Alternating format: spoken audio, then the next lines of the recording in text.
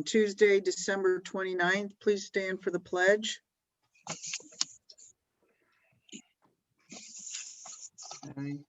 Pledge allegiance. United States of Flag. America, which stands one nation under God, indivisible, liberty, and justice for all. For all. Pat just joined. For all. Okay, Pat's joining now.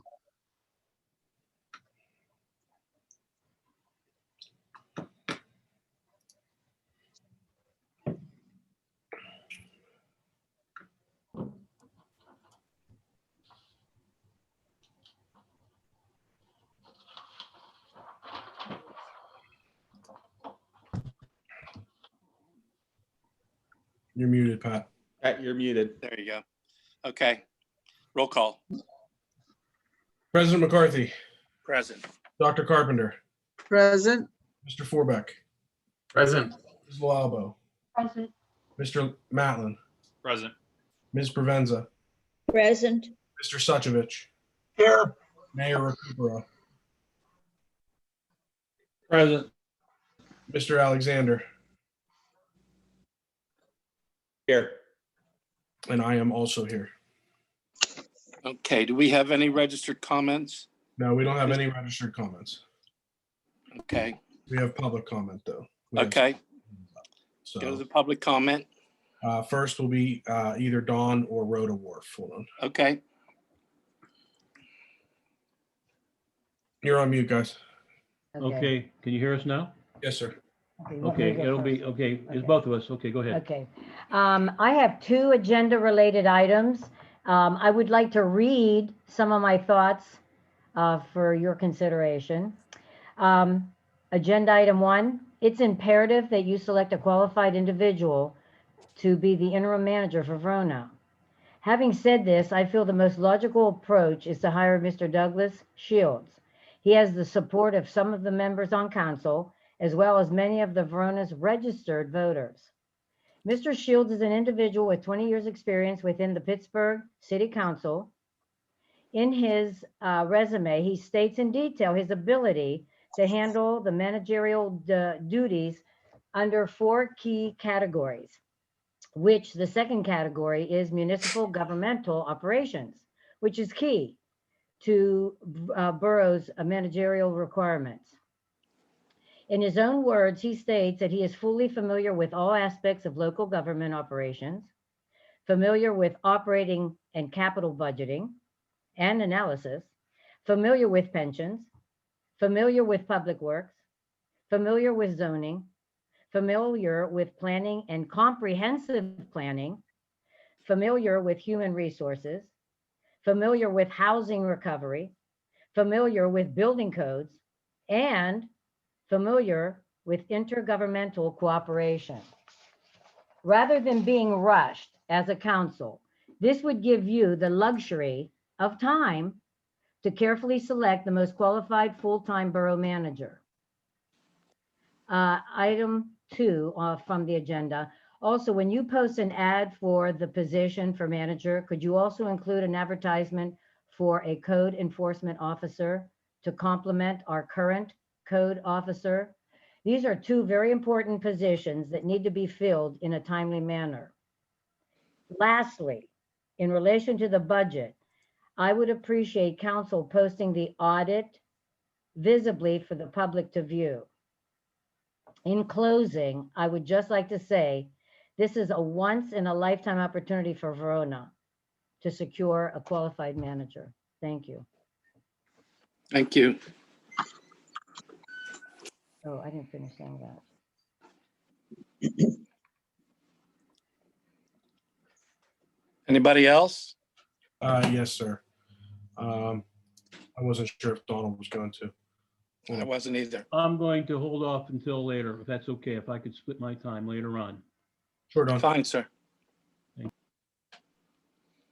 So next will be Jessica Verone.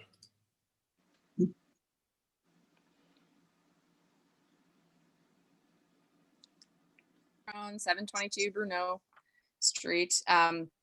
So first of all, I appreciate there was a good attempt to share information with the community after my last inquiry into the getting the agendas published. I saw that it was up on the website, and I think the minutes are up there as well. But it would be really nice if we could get that information sooner than 24 hours before the meeting, so that folks have an opportunity to take a look at the agenda, see what's on it, know what's coming up, what's going to be voted on. I actually took a look at the agenda, and it was not clear to me, unless, you know, I'd already known, which I do, that you're planning on voting on a budget tonight. It just said budget. Like, that could be anything. It could be a discussion of the budget. It's just not very specific.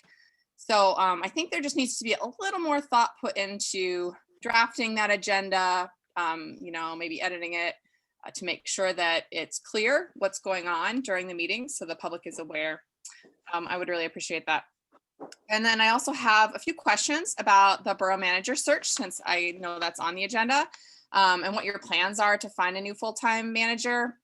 I'm wanting to know a lot of things, actually, and maybe you'll get to this, but have you established a hiring committee to work through all of the various aspects of this?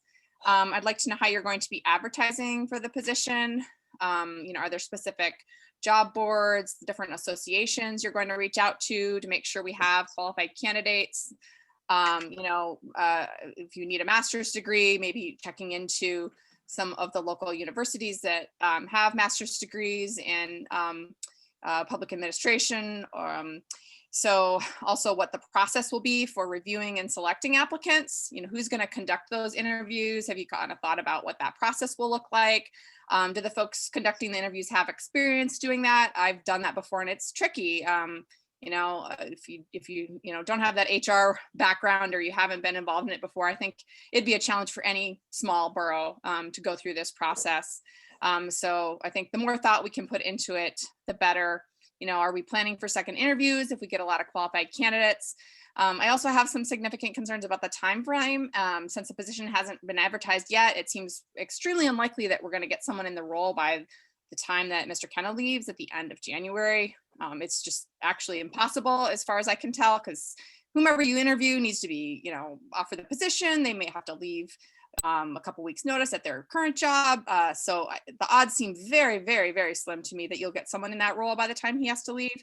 And I know that many of you have been resistant to some proactive plans by other council people to identify an interim manager.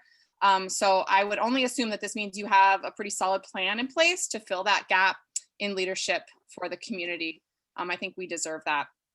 And then also, I think many of you probably remember the past couple of years, Oakmont hired a borough manager, and it took quite a while for them. I think they had to repost the position, and they did have someone fill that role, I believe, on an interim basis. So I'm also wondering if you reached out to them to find out some lessons learned, what some thoughts from them would be in terms of what worked well and what didn't. So some suggestions and questions that I hope to get answered tonight. Thank you. Okay. Next is Dan Showalter.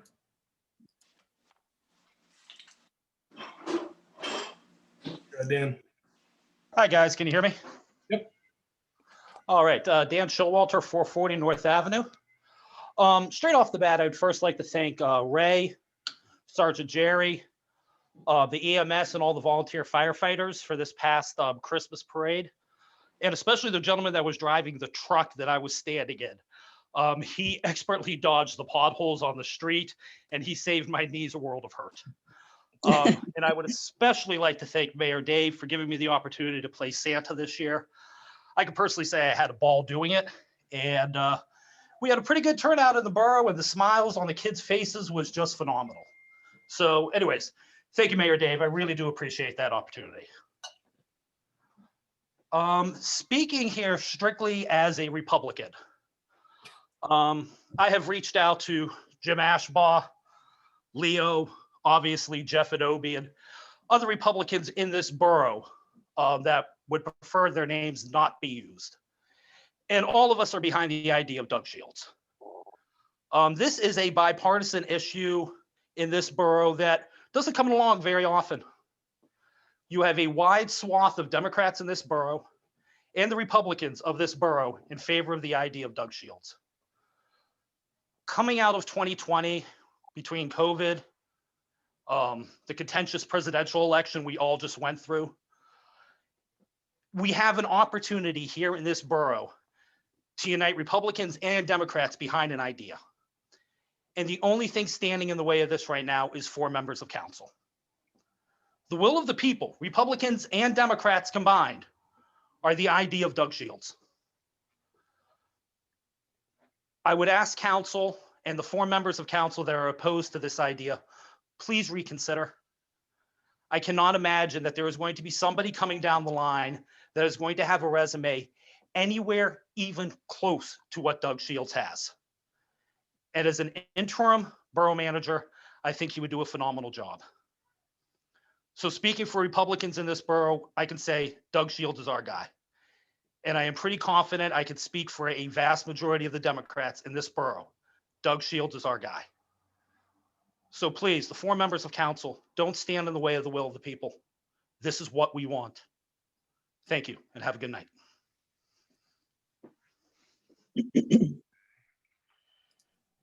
Next is Laura Jacko.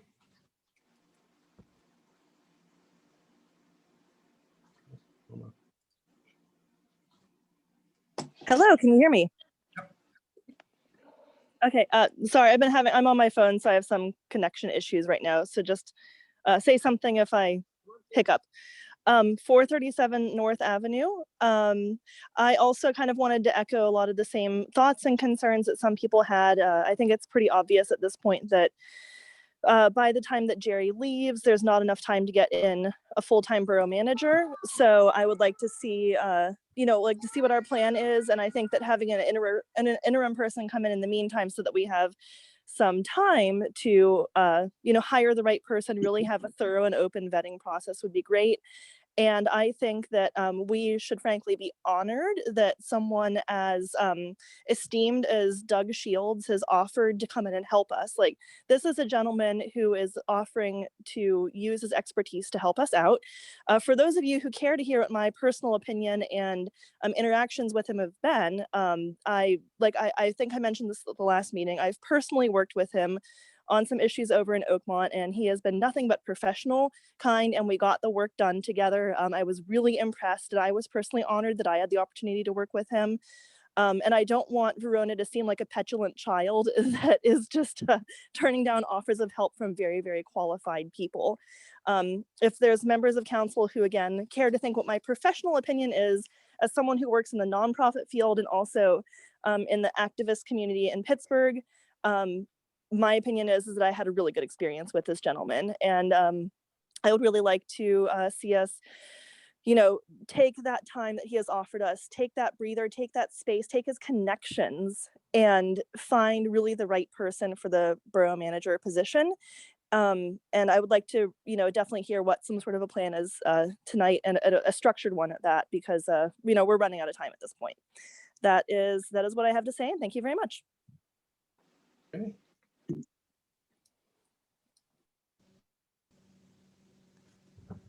And next will be Kimberly Roller.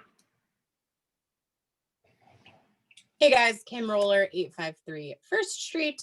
I had a couple of things I wanted to kind of ask about and address. So one, I don't want all of us to sound like a broken record, but I also have, I'm just curious as to why we haven't posted the borough manager position yet, knowing that Mr. Kenna did resign about 3 weeks ago. I understand that it does take a long time to get these things vetted, to finish out, job descriptions and things like that, but we are absolutely running out of time. And I haven't seen anything get posted other than the piece in the Trib that was, I think, posted this morning, that we were looking for a borough manager. So that's number one. Number two, I didn't see anything. Obviously, I'm not on the council, so I wouldn't know, but I'm interested to see what Mr. Kenna came back to us with, the proposal for the financial accountant, and see kind of what that proposal looked like, and if we've began trying to find out other bids for that as well, as discussed in our previous meeting. And then number three, looking at the budget that we're about to pass tonight, one of the things I did want to kind of bring to everybody's attention is some of our alleyways. are in serious need of repair. The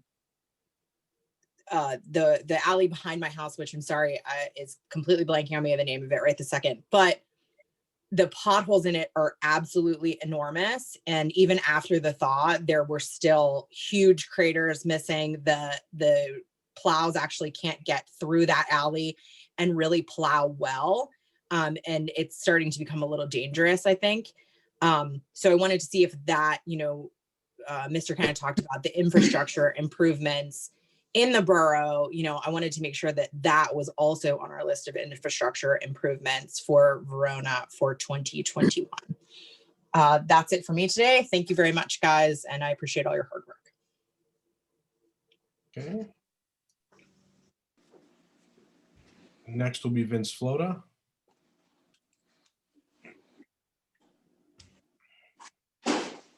Hello, can you guys hear me?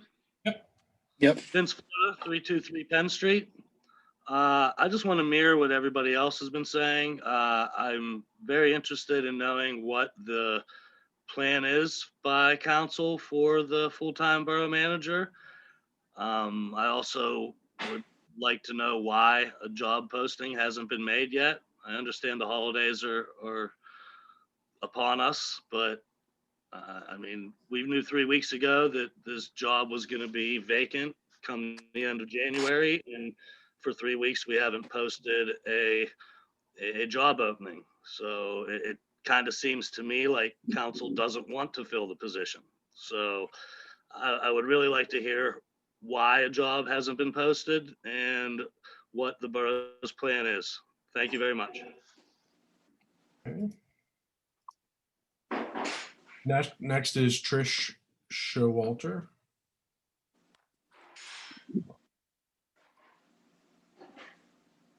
Here we go. Okay. Hi, good evening, everyone. Good evening, Council. Trish Redzek Showalter, 440 North Avenue. I want to echo what a couple people have already said about the need for a experienced interim borough manager after Mr. Kenna's resignation at the end of next month. It would make all of our lives easier, including all of yours, if an experienced manager was brought on to lead us in the search for the right long-term full-time borough manager. Next, I'd also like to echo what Kim brought up at our last meeting. I asked all of council to consider at least 2 other proposals for some of Mr. Kenna's services, namely payroll services, before passing this budget. So I would hope to hear from council about what other bids were considered before passing this process. Lastly, moving forward, I would ask that all members of council, whatever your decision is going forward, that you be completely transparent with the public. Members of the public should not have to call members of council more than 10 times in order to get no response. If you're hiding the information from members of the public, that only leads us to suspect that something is going on behind closed doors and is not a means of working together and unifying towards our future. Thank you for your time.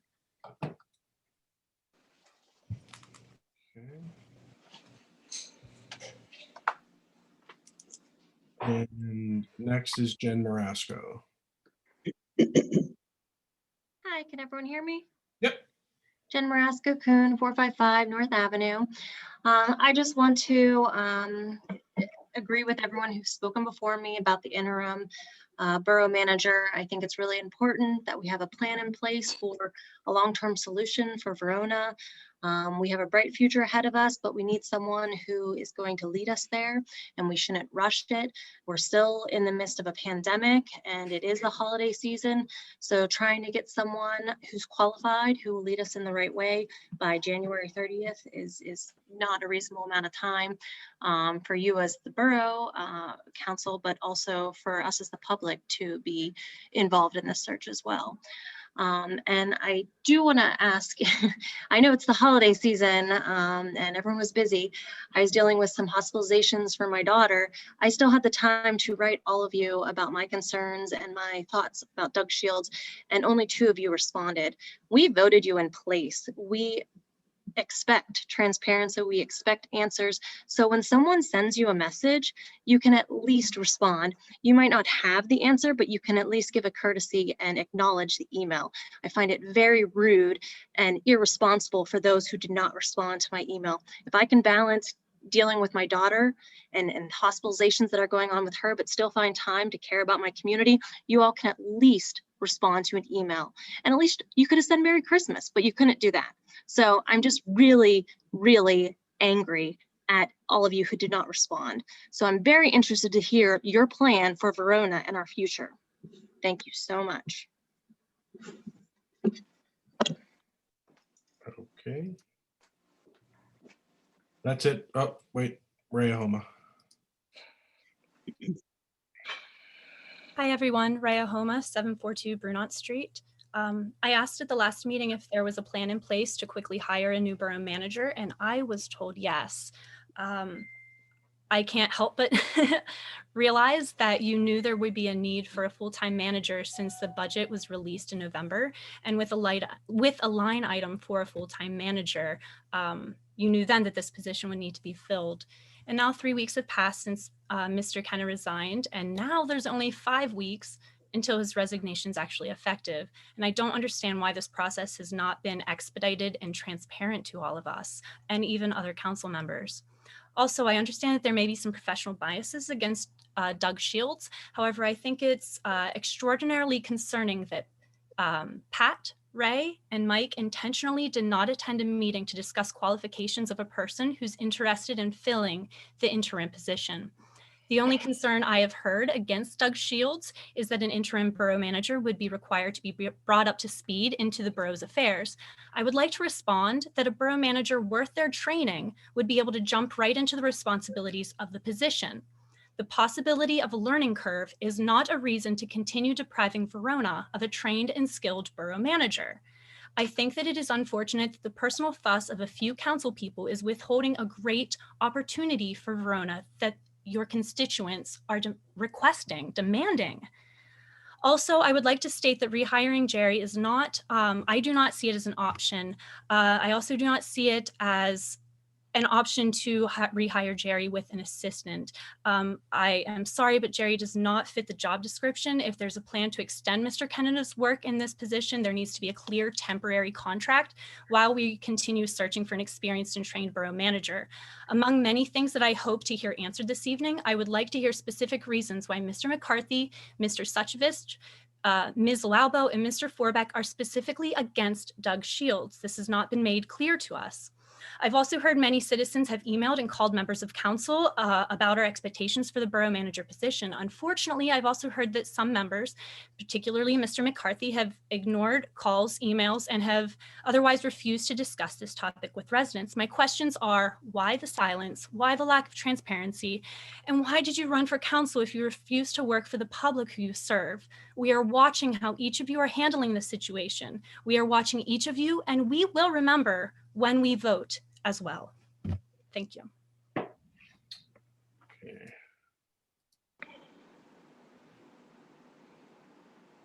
All right. That's it for public comment. Okay. Mr. Mayor, I'm sorry. I'm first, right? First off, I'm sorry, Mr. Mayor. Jerry needs to do some things first. Yeah, so everybody got the meeting minutes from the last meeting. Marcia distributed them a couple weeks ago. Well, I would need a motion to approve the meeting minutes from the December 8th council meeting. Need a motion to accept the meeting minutes from December 8th. Make that motion. Mr. Mountain made the motion, second by Ms. Loalbo. Are there any questions? Being no questions, all those in favor say aye. Aye. Aye. Aye. Any noes? No noes, motion passed. Okay, the next thing on my agenda would be the budget. So I took time and sat down with Dr. Carpenter and Mr. Matlin, went over all of the public's concerns, made the changes that were necessary. Just as an overview of some of the changes that were made. The insurance for each line item was broken down per department. I went through everything with Kevin Ewing at Kier Ewing, and he was able to break it all down for me. So each department is in there correctly.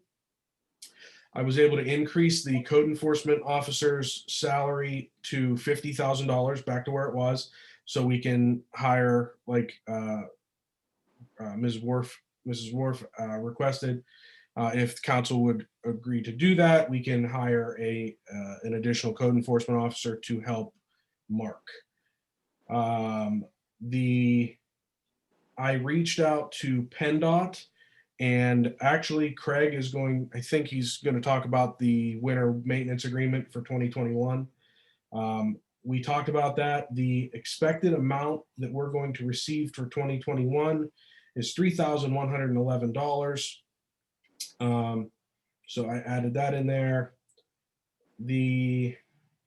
I had a conversation with Matt regarding the grant for cribs.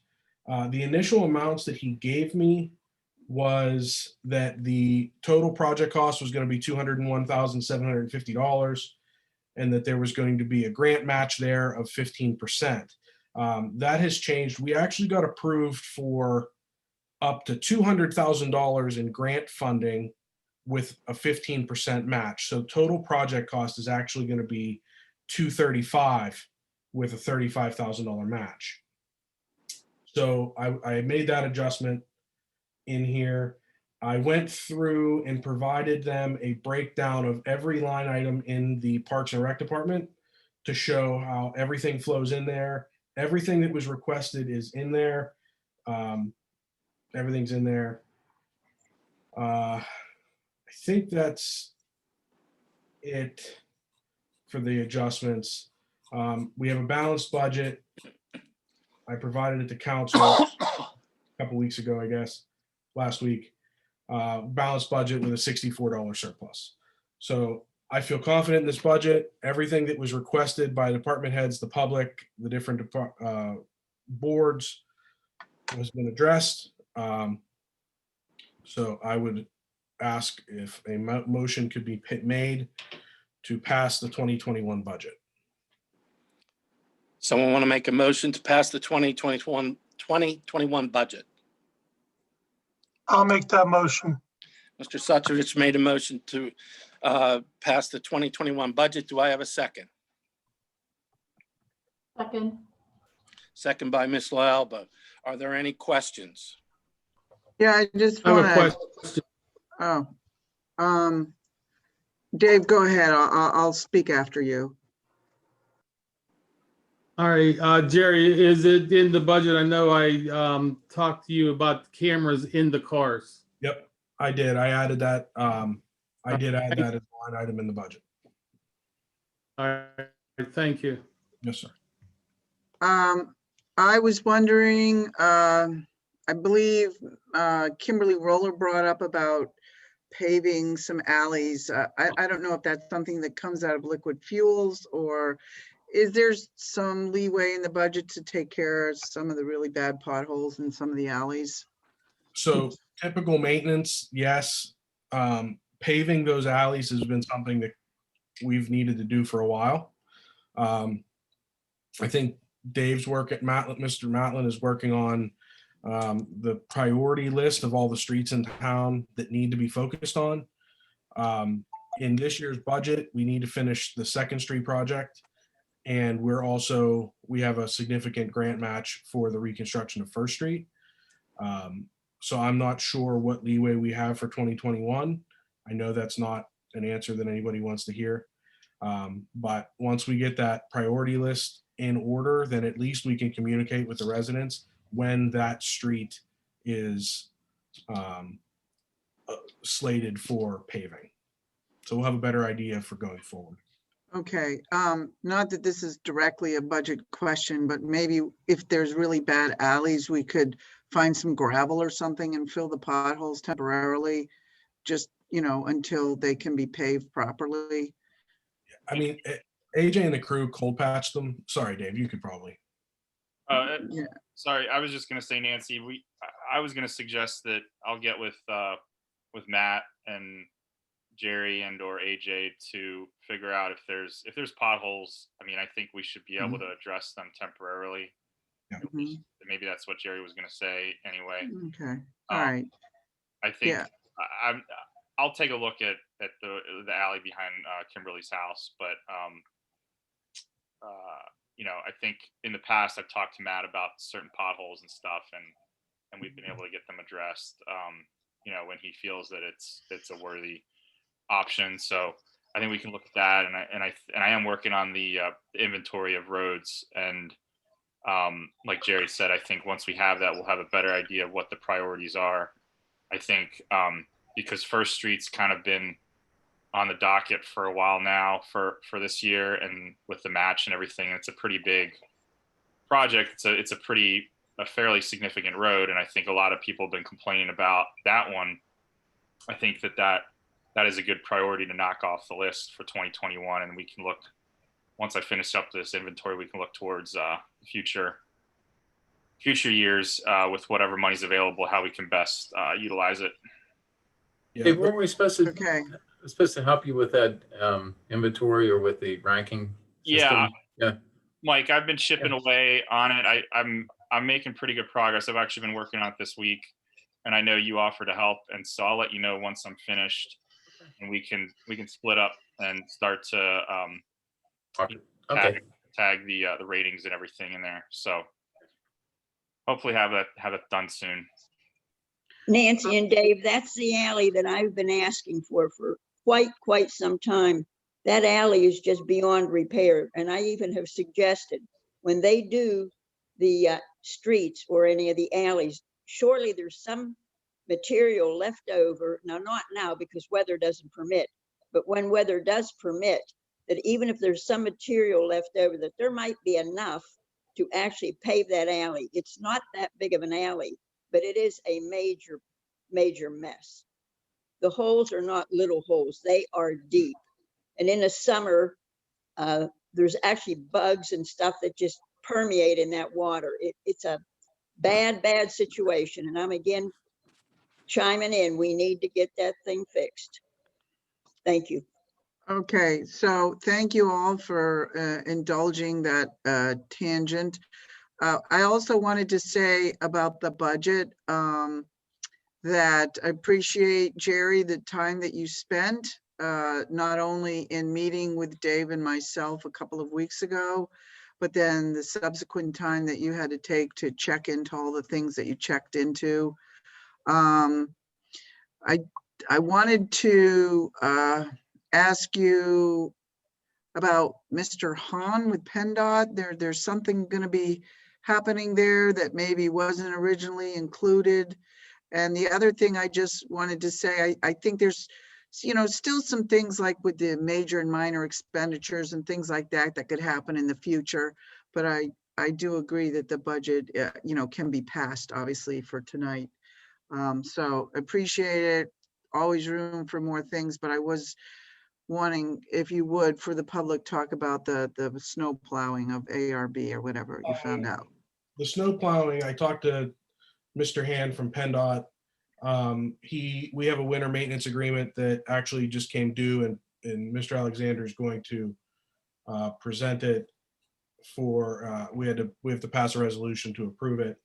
But we will maintain Allegheny River Boulevard, and the state will be sending us $3,111 for that.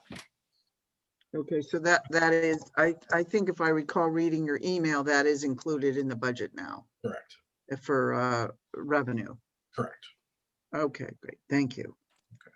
Okay, that was all. Sorry.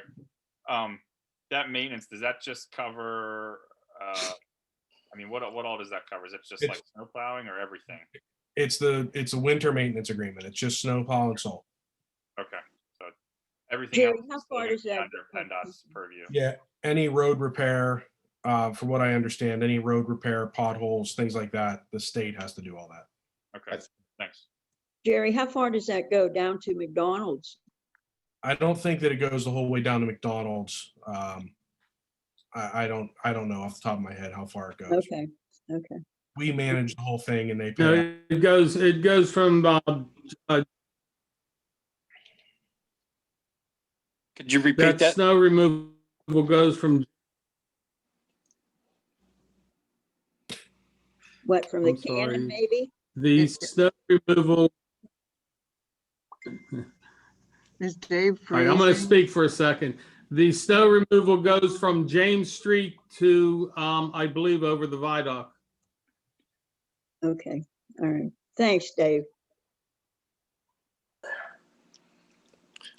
Are there any other questions?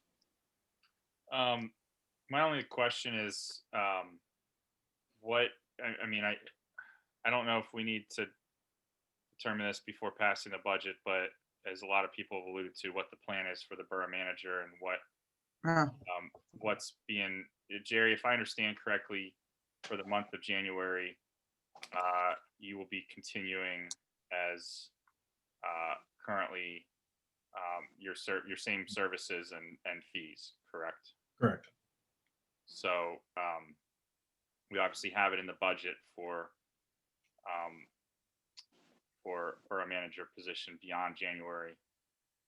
So I just think that we would need to figure out what that plan is and what that's expected to cost. But I think what's in the budget is sufficient, it seems to me, to cover the potential for either an interim or down the road a permanent full-time manager. Agreed. I had forgotten about that. Is there something that we have to do to indicate in the budget the fact that it's going to look slightly different because we're not starting with the full-time borough manager on January 1st?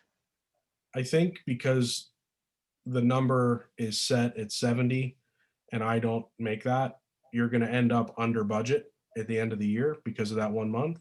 So I don't think that you need to make any adjustments. I think you're just going to end up under budget because of January. That's why I left it in there as a full amount, but I have no. So there's nothing we have to do legally, so to speak, on the budget to indicate that we're not going to have a full-time borough manager for at least 30 days? No. Okay. Thank you. You're welcome. Any other questions?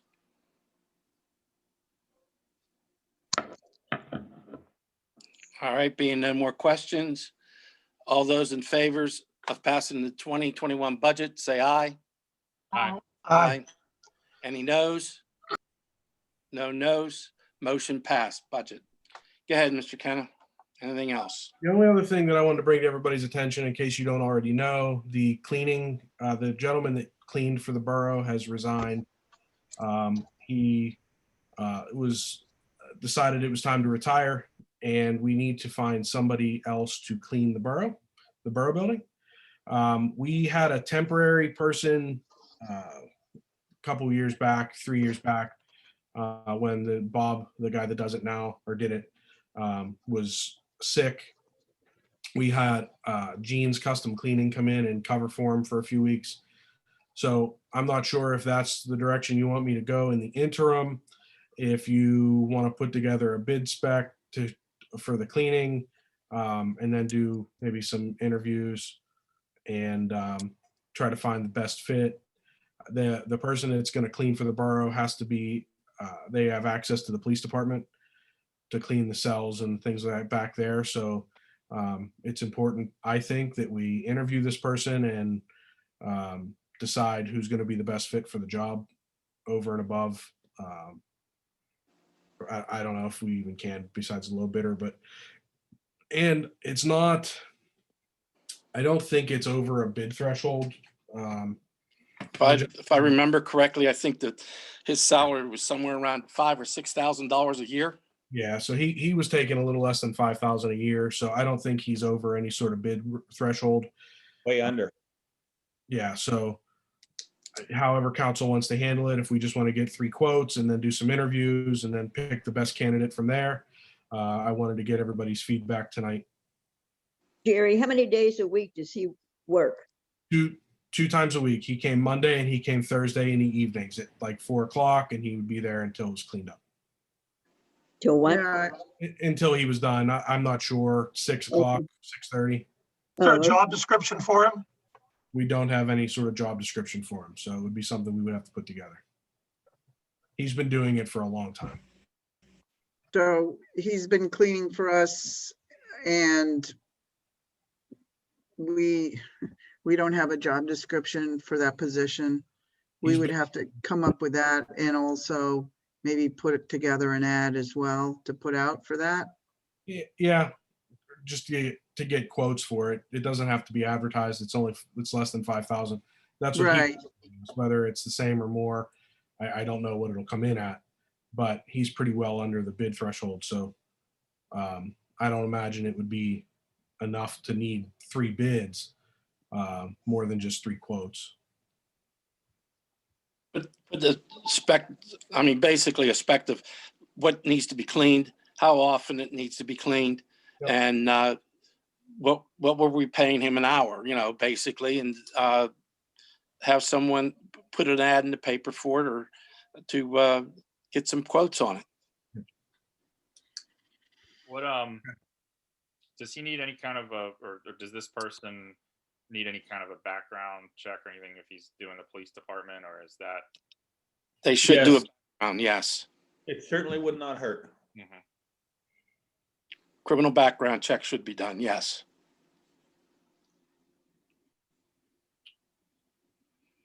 Well, in the meantime, do we want to get this company to come in to keep the borough building clean for the officials that are in there now? For the employees that are in there now? Do they have a background check and all that necessary information? I don't know off the top of my head. I think it is important because of them going into the police department, correct? Yeah. Jean's Custom Cleaning is one particular lady, Jean Steckline. She runs the company. She would be the one that would come and clean. So we can reach out to her. She did clean for us. It was back when Mark was the manager for his time as manager. He called her and she came in and she was able to cover for Bob in the meantime.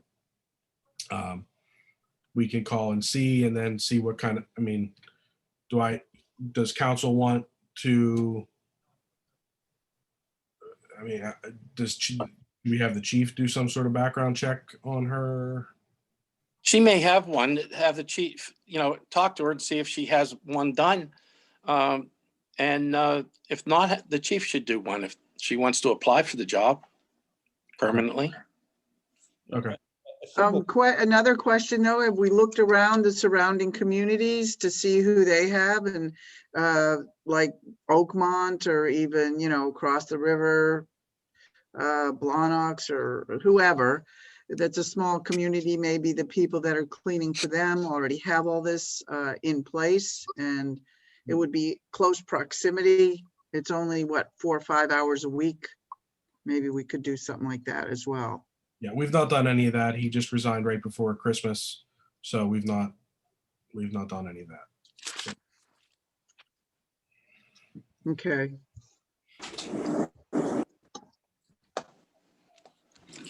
Anything else, Jerry? No, that's it for me tonight. Thank you. Thank you. Mr. Mayor.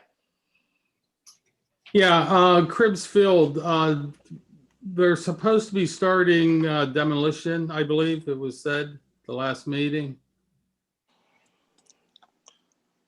Yeah, I'm not sure what date. Yes, no. I know that they're moving, but I don't know when they're starting, Dave. Okay, the reason why I'm asking this is we had talked about opening the fields up 40 degrees above on nice days.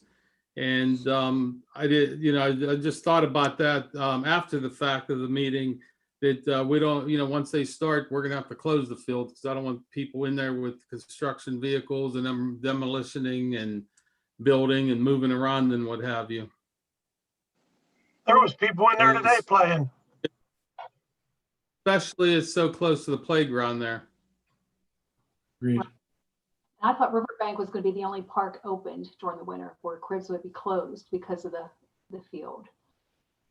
From what we discussed the last. I seen 3 or 4 kids in Cribs today. Okay, I was under the understanding that both parks were going to be open, especially the playgrounds for the kids. Yeah, we were going to keep Riverbank open for the kids. I know it's hard for, we didn't want anybody in the field. That's the thing. We don't want anybody in Cribs Field at this time because of the, the moisture, the field getting torn up and things like that. All right, I'll make sure the chief and all right, I'll make sure that they do that, because I must have misunderstood you, that the board. All right, that's all I have at this time. Thank you. Sorry. Okay. Go ahead, David. Would we be able to keep the playground at Cribs open while keeping I can't remember if there's a gate to just the playground, or is it a package deal with the field? It's a package deal with the field. There's not just a separate gate. A separate gate. Okay, I could remember. Yeah, unfortunately. All right, thanks. Do we have any idea how we can find out when they're going to start demolition? Because I thought it was supposed to start like a month ago. Matt should know. Matt had it. Matt had it, right, exactly. Matt said, I believe the week of the 14th, December 14th, they were supposed to start. And I haven't been up there lately, so I'm not sure.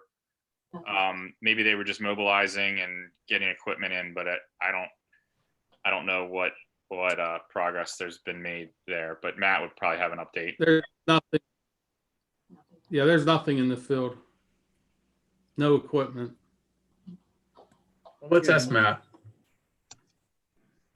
All right, Matt can give us I know he said it was going to start soon, but maybe they're not starting until January now. Anything else? Okay. No, I'm good. Borough manager. After we've discussed this, we've talked to different people in council, have talked to different people. All the council people have had an opportunity to review. Craig has finally reviewed, and we finally got the ad that we're going to put out for the borough manager. It was finally finalized today. So I asked that Mr. Forback, who spearheaded that, to talk with Mr. Kenna and get that out to the media, and so that we can start looking for a borough manager. I'm also asking that Mr. Forback, Mrs. Provenza, and Mr. Suchovich would take and do these interviews, review all the applications. Once they review all the applications, they'll do the interviews and proceed from there. Those interviews would include everybody who applies for a full-time position to help keep the transition smoothly with all the employees, considering all the employees as well, and transparency of it.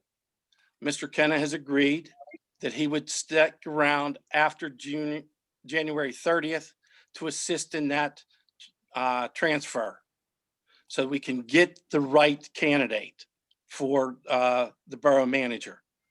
And so at this point, the application, did it go out today, Mr. Kenna? No, Okay.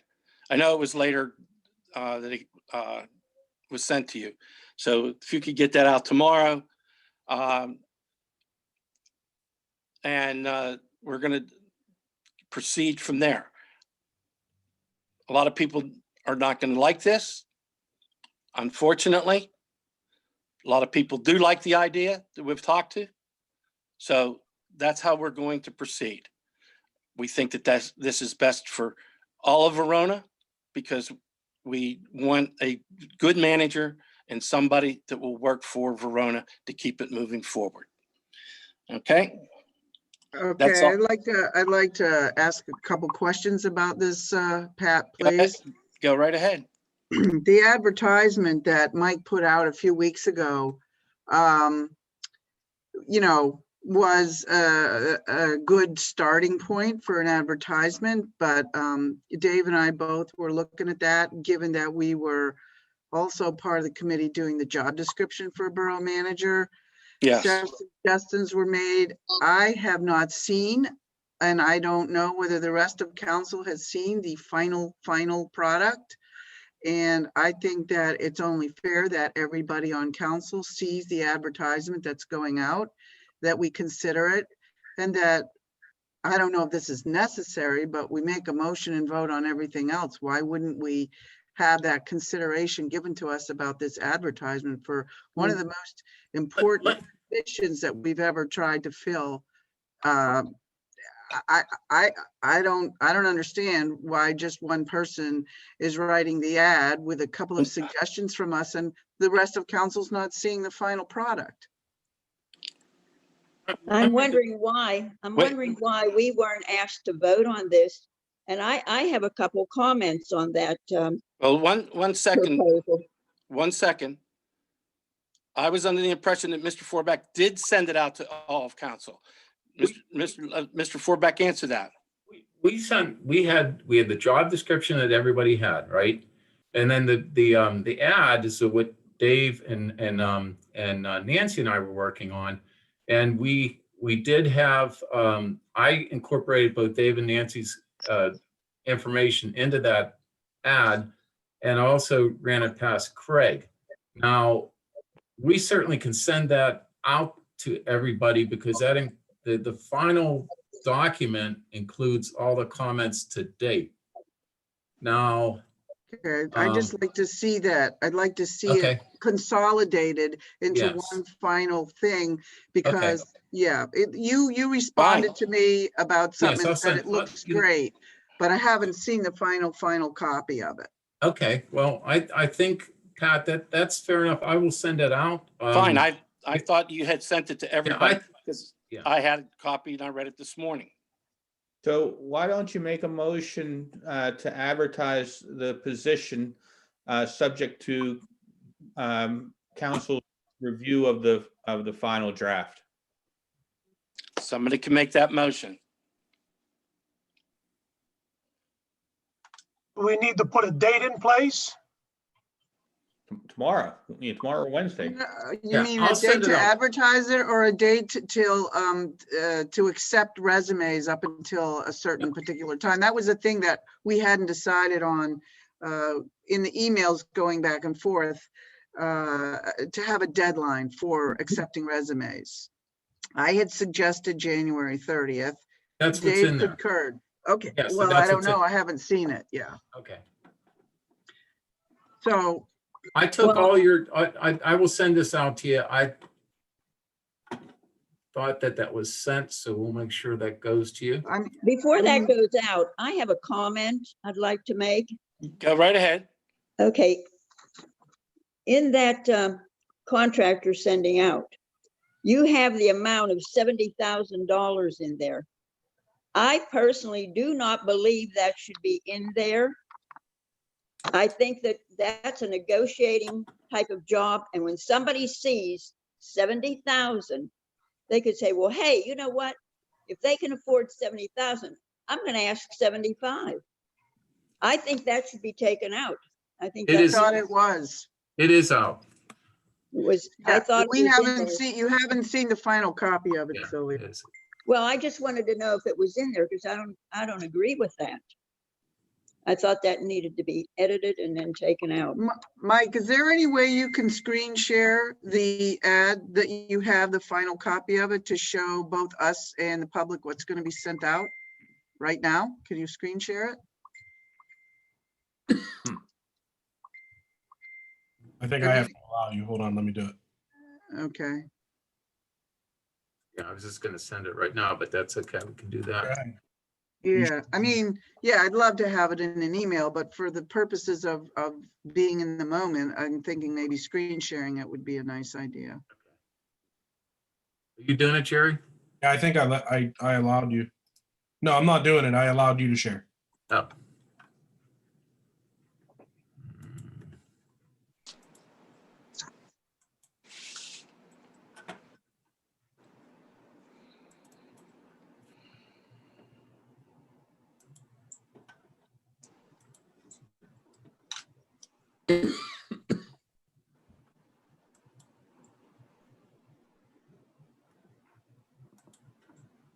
Okay, see it?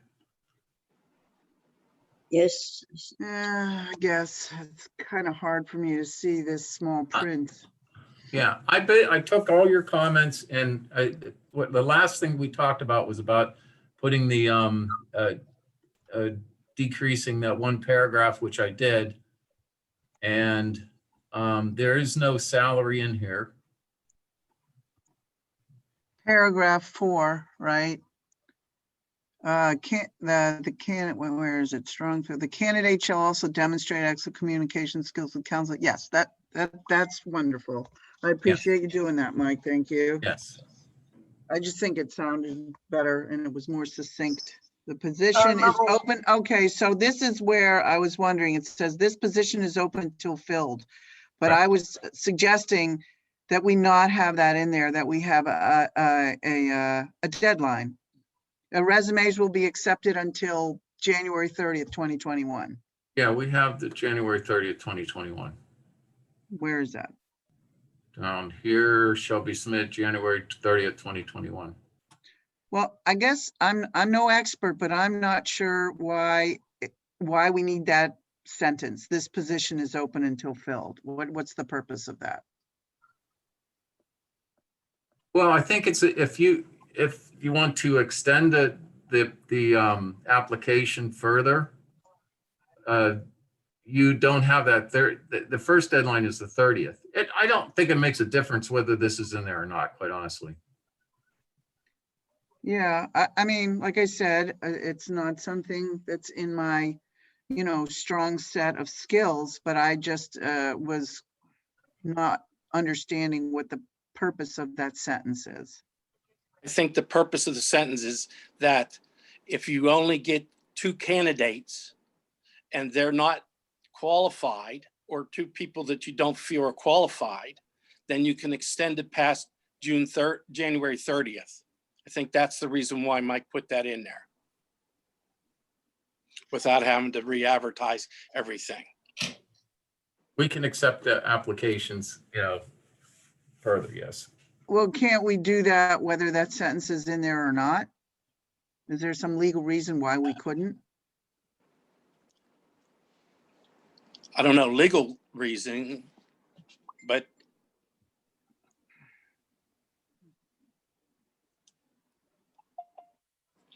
I don't think there's any legal reason one way or the other.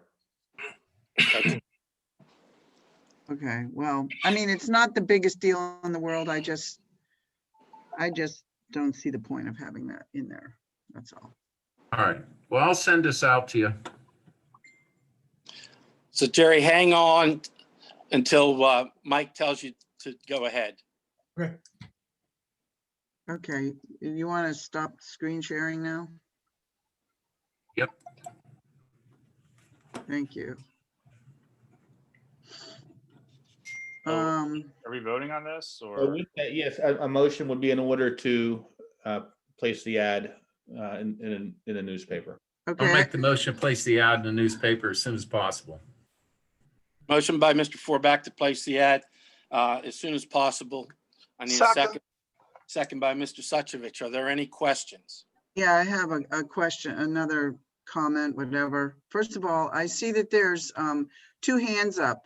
And as I was trying to indicate in an email earlier this week, that we're voting on something and it wasn't specifically stated in the agenda that there was going to be a motion about this. And generally you want to allow the public to speak during this question and comment period between the second motion and the vote. I'd like to hear what they have to say. Yes. I have a few questions as well, whenever. All right, go ahead with your questions first, Dave, please. Why was this plan only shared with all of council tonight and not shared with the public either previously? Because not everything was finalized. And I wasn't going to share something that wasn't finalized until today. Why not? I thought I heard Mike say that he thought he did share it with everybody and that it was just a mistake. No, that No, he's no. talking about my proposal. Why? I shared the job description with everybody. I appreciate what Mike has done to put together a draft job posting, and Nancy and I did work with him to get some corrections made, and I don't have an issue with the job posting as it stands currently. My issue is with an overall With me. plan, how we're going to conduct the hiring, the job search, and I don't think that has been done with all of council involved. It certainly hasn't been done with the public involved. We've had 3 weeks go by, and there's been no plan until now as to who's on the committee. Why won't we even consider an interim manager? I just don't think, as I told you before, I don't think that it's financially feasible. And why are we only if you're going to do that, then you should interview multiple people for that position as well. I have no problem with interviewing multiple people for an interim manager, but So you're going we have 30 days. delay the whole thing. We have 30 days to find someone, and I mean, if Mr. Kenna has agreed to stay on past January 30th, how long is that going to go? Is it just indefinite? Best case scenario, I'm estimating, if we post for 30 days, initial round of interviews with the committee only, maybe 2 to 3 weeks, maybe more. Second round of interviews, if council's involved, I don't know. Probably another 2 to 3 weeks, depending on the candidates.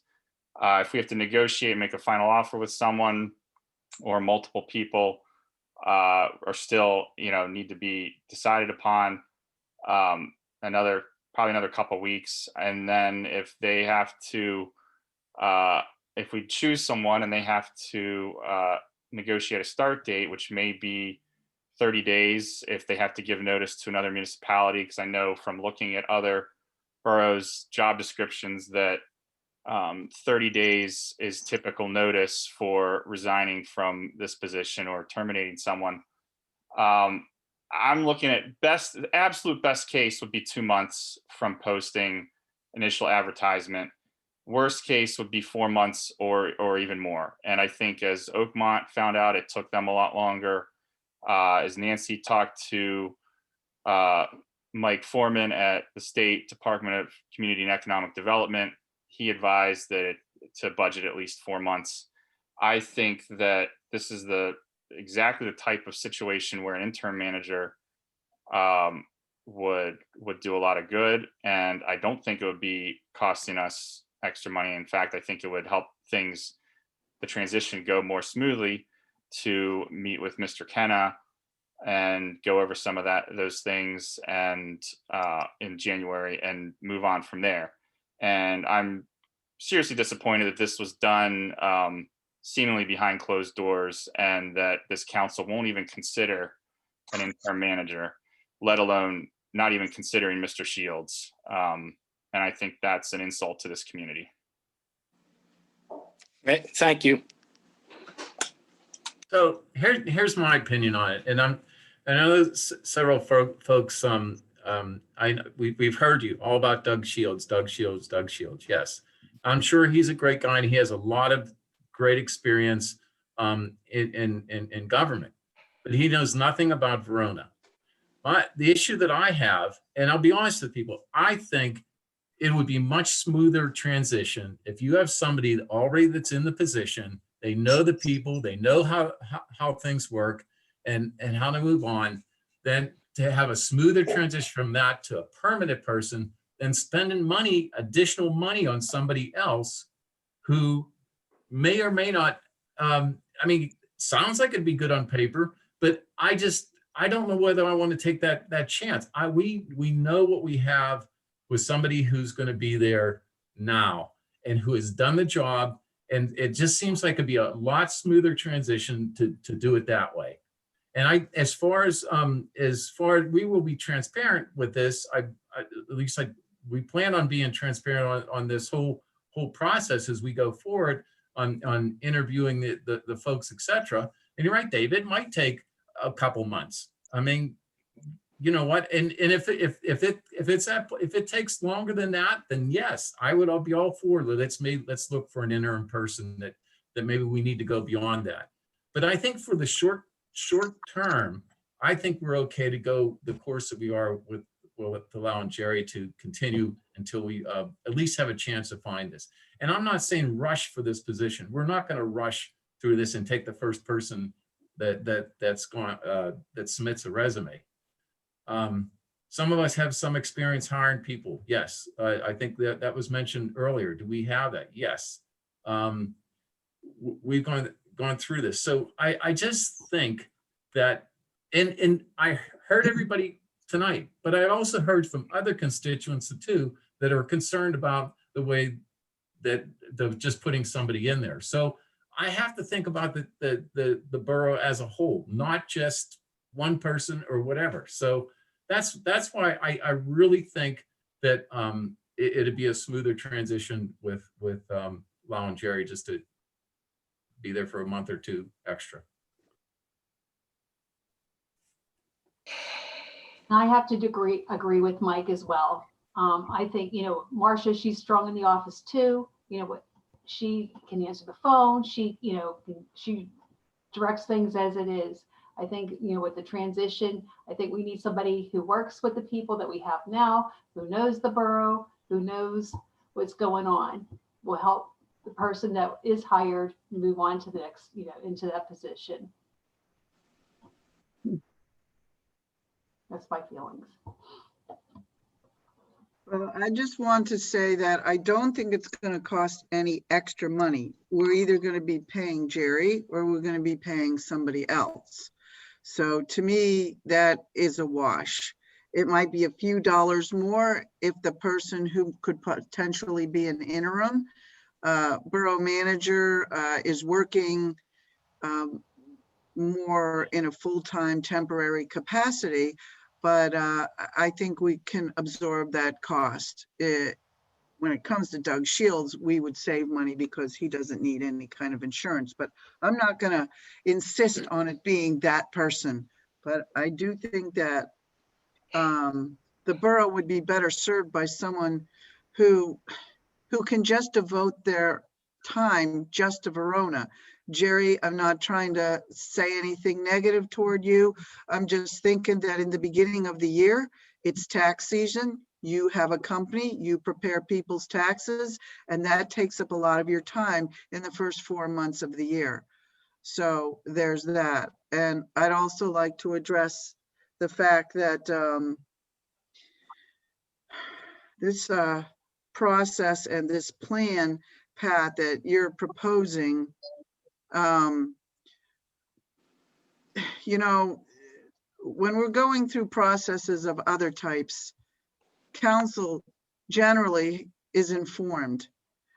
I don't think that we should be set aside and only be able to have the final conclusion of whatever you're proposing, and then we're being surprised. I mean, I didn't know what your plan was. People from the public were trying to get in touch with you and you didn't share with them what your plan was. People have been asking for a plan. So this is a plan, and it's not a plan I personally am in favor of. Because I think it's confusing. I think that it's does not answer the best needs of the borough for the next 4 months through the end of April. And I don't think that it costs more money. To me, it's a wash. And so I'd like all of that to be considered, but I am very disappointed that not only as a member of council, but as the vice president, that you choose not to share your information with all of us.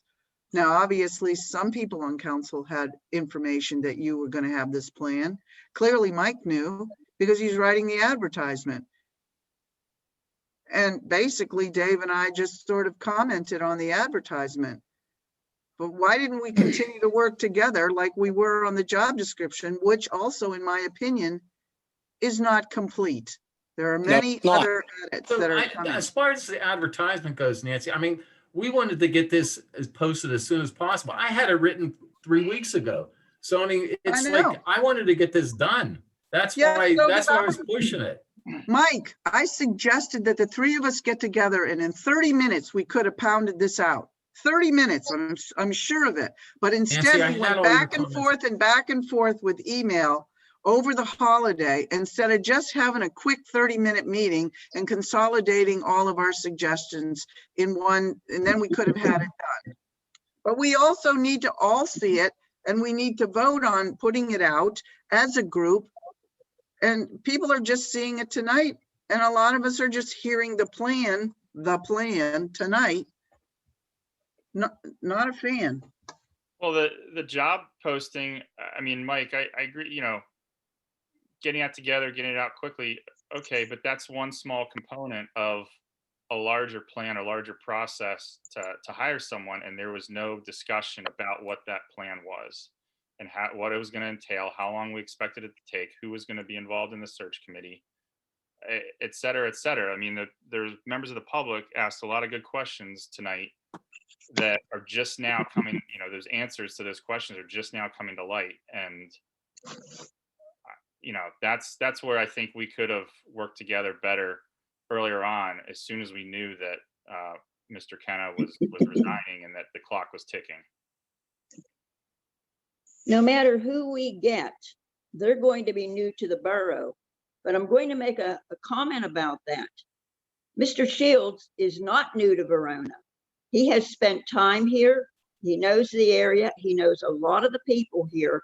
And when I asked him a few questions, for instance, if you become our interim manager, would you be able to find or help us find a manager?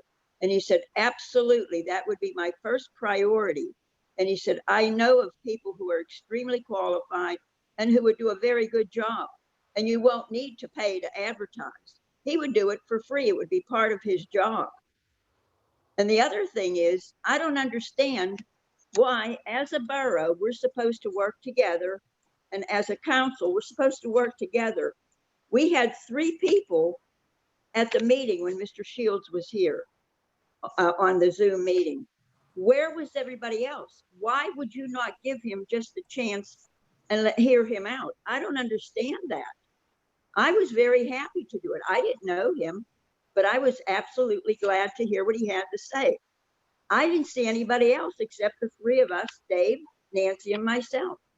Nobody else And the was there. mayor, Janet was there before you got there, and then she left and you came in, and the mayor was there. Well, I'd Okay, like to well, then speak. I'll I'd like to apologize. speak. Janet, I'll apologize. I did not know you were there early, so my correction. But I don't understand, why can't we just work together? So I'd We're like to supposed speak to work why I as a wasn't team, there. and we're not working as a team. I'm sorry, we're not. Yeah, and I want to speak because this was brought up, you know, specifically my name, why I wasn't at this meeting. I am working in consulting. I had a project due that was due the end of the last week, and I had to work, so I was not there. Sorry. Well, we had actually 2 meetings, Mike. The community group had a meeting with him. We first had a meeting with him, and then the community did. And I don't know, doesn't our community have any kind of say so in this? I mean, they voted us in, and I don't think we're complying with anything they want. I don't understand this. I just think this is not a fair way to do it. I really don't. I think everybody should have heard him and then made their decisions. That did not happen. I was told through an email that this was a Sunshine Act and I couldn't be there. That's why I wasn't there. So to answer that, that's why I wasn't there. And the second of all, to answer other people, I never said I was for or against Mr. Shields. People are putting it out there that I don't like the guy. I don't even know the guy. So how do I even say I'm for him or against him? Oh, Ray, I'm So not people making are that. speaking for me. That's not true. And that's Dave, wrong. Nobody, let not me- one person has called me and asked my opinion. I found out about this interview committee like a day and a half, 2 days ago, if I would be on this committee. Other than that, not one person has called me. Not one person. So I don't want to hear anybody say that I'm being sneaky, because I'm not. I'm an open book. All right, So so how anybody about that this? knows me, they can call me. Ray, I All did right. not insinuate that. That is not what I Well, said. that's what everybody's insinuating. And it gets I all was sitting not- here I being said accused everybody of stuff should that have you been didn't there. do. All I said was that everybody should have been there to hear the man out. That's I all agree. said. And if you couldn't be there, or there is a sunshine issue, which I would like to get clarified tonight if we could at some point, Solicitor, because every time we start an email thing and then we can't discuss it, I'm not sure if that's true. But before we get to that, I just want to say, you know, Mr. Shields would be open to meeting with people who were not able to come whenever it was that we had the meeting before. If you would be interested in talking with him and meeting with him, I think that's an option. You know, that's not something that is a done deal as of tonight, doesn't have to be.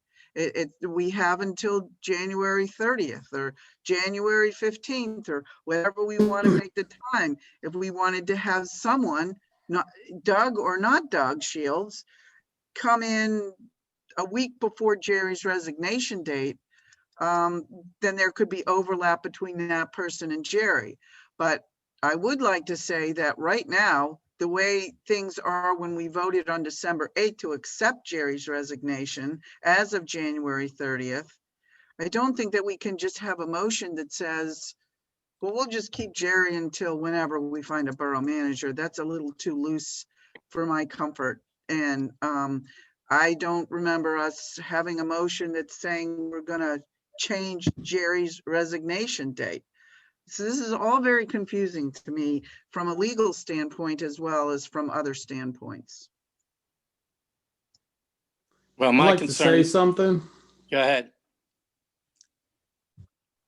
I'm gonna give you my opinion. I've been here a long time, longer than any one of you on the board. I've been through this many times with many different boards, the arguments. You don't get anywhere. It just divides this board more and more, and that's what it's doing.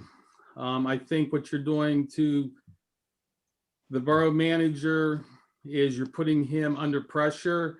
You're making him, in my opinion, look bad because the man said he is resigning at the end of January.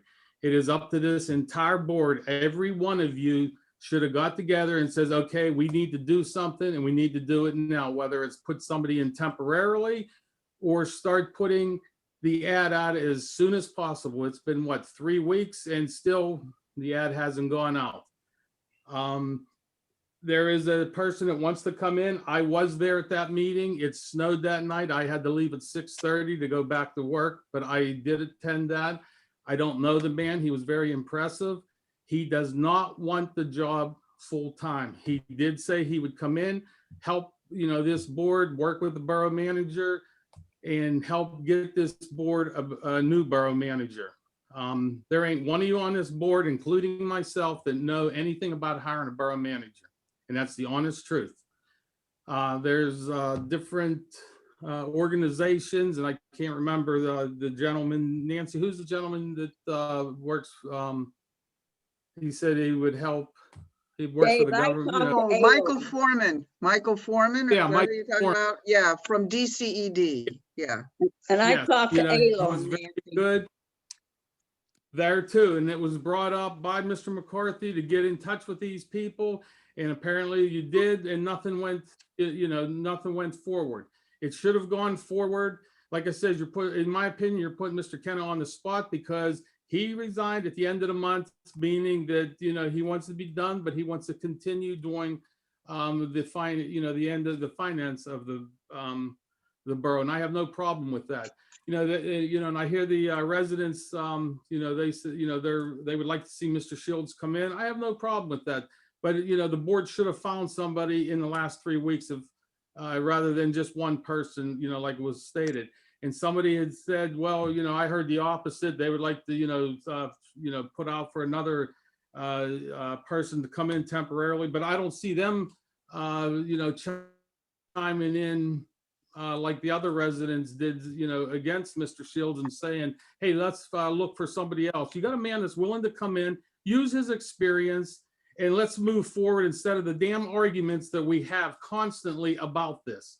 Move forward. It's been 3 weeks, and I don't know who said it, but by the time the advertisement goes out, you're going to have to wait 2 to 3 weeks before the applications come back. You're going to have to go through them, start calling people in. It's going to take a half hour, 45 minutes, maybe an hour to interview each person. You may get 5, 6 people come.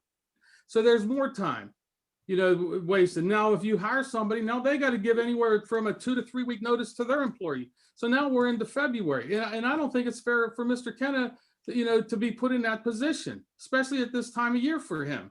And that's my opinion. This board needs to get their act together and work together. And somebody needs to make a motion one way or the other to hire this guy or not to hire this guy. That's my opinion. Let's move on. We have bigger and better things to do. Thank you. Dave, I did call ALOM, I will tell you that. And the gentleman that handles that type of work was willing to either do a Zoom or come out in person. And it went nowhere. I put it on the table and it never moved anywhere. Make a motion. Lisa, make a motion. If there's a motion on the board, Isn't there a at motion? least the public sees that he's doing something. Yeah. It's already a motion. And it's either a yes or no vote. There's a motion on the floor to put the advertisement out pending council all being aware of the final copy that Mike's going to send out. Right. And that's fine. That wouldn't preclude a future motion that you're talking about, Dave. It wouldn't preclude that. And I understand that, but if you people want Mr. Shields to come in, make a motion. If you don't want him in, then the ones that don't want him in, they'll say no as the motion's made, or make it for somebody else. The person that you want to come in. If you want somebody else to come in immediately, then do it. Make a motion. Don't keep arguing over one person. Either make a motion to get this person in, or make a motion to get another person in temporarily until we find a full-time borough manager. It's real simple. Why don't you make a motion I've been in to, business 30 years. I don't see what the problem is here. We have to finish this motion first, right? Yes. but You do.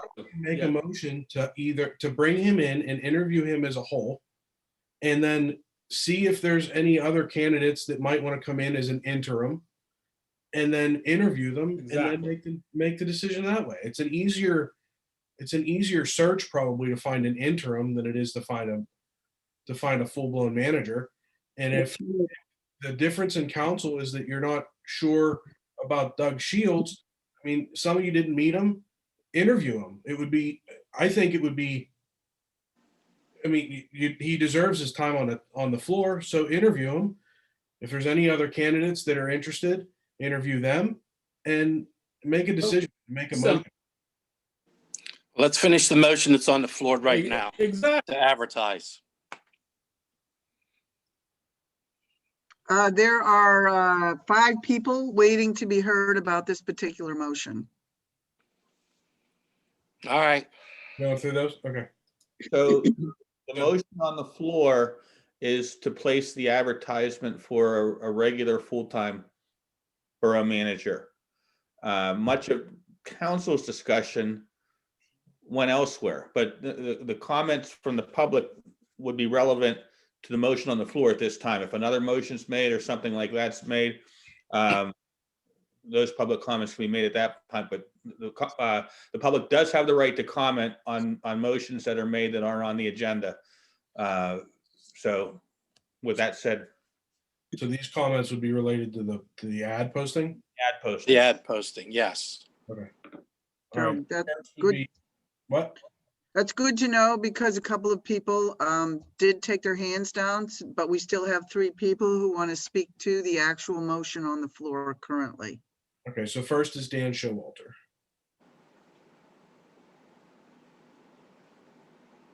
Hi, guys. Dan Showalter, 440 North Avenue. I was looking for clarification on when the end date is on receiving applications for the borough manager position. did I hear correctly that it is January 30th would be the end date? That was a suggestion that I made. It's not written in stone by any stretch of the imagination, but I was giving people 4 months for us to collect resumes. 4 weeks. Okay. I mean, what did So I if say? we- 4 months? I'm sorry, I meant 4 weeks. Yeah, sorry. Okay, so if we take applications up to January 30th, we are basically telling Jerry right now that we're going to need you to stay on beyond January 30th because we will still be taking applications up until the date that he resigns on. Again, I understand Jerry does taxes and this is the busy time of his season. I think it would be very irresponsible of a borough to almost force a man to take on a job when he has other responsibilities for his private business. Again, that would be completely up to Jerry, but it sounds like you're forcing his hand. He wants out and you're basically pushing him back in. So anyways, that's my comment. Thank you. Next would be Kim Roller. Hello again, Kim Roller. I wanted to echo actually Dan's comment because I don't understand. And number one, President McCarthy, I don't understand why, if you had this plan in place, that Mr. Kenna would stay on past and that you'd have the 30th. I really don't understand why that wasn't shared with the borough that you, sir, serve. And additionally, with everybody on this council, it seems like some people were left in the lurch. Some phone calls weren't being answered. So my question is, one, why is that date the same date that Mr. Kenna leaves, when, if I read correctly, it said that Mr. Kenna was one of the people who would get the resumes. So he would basically then gather the resumes and then leave. If somebody replied on the 30th, that doesn't make a whole lot of sense to me as somebody who's hired people in her previous job. And again, Mr. Kenna, I obviously didn't get to work with you a whole lot. For a hot second, I got to know you, but if somebody tried to make me do something above and beyond what I signed up for in the summer when my job season becomes peak, I would have a difficulty balancing both my family life and my personal life and work and all of these things all at once. And until we have an appropriate job description for Mr. Kenna past that date, as well as a monetary answer, say it's going to cost us, if Mr. Kenna stays past that point that we've hired somebody, is it going to be 1 month worth of the borough manager's salary paid to Mr. Kenna for every month that we go as we're continuing to look? We need to button those items up first before I think we can just do anything else. So I kind of just want to express my unhappiness really with the way that this has been going, because that job description again has been 3 weeks. Additionally, I just can't believe that this borough has been dragging their feet knowing that we needed a full-time borough manager and not having it posted, ready and raring to go. Thank you.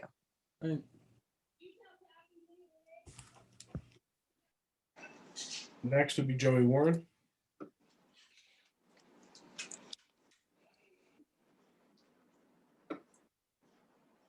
Go ahead, Joe, you're muted.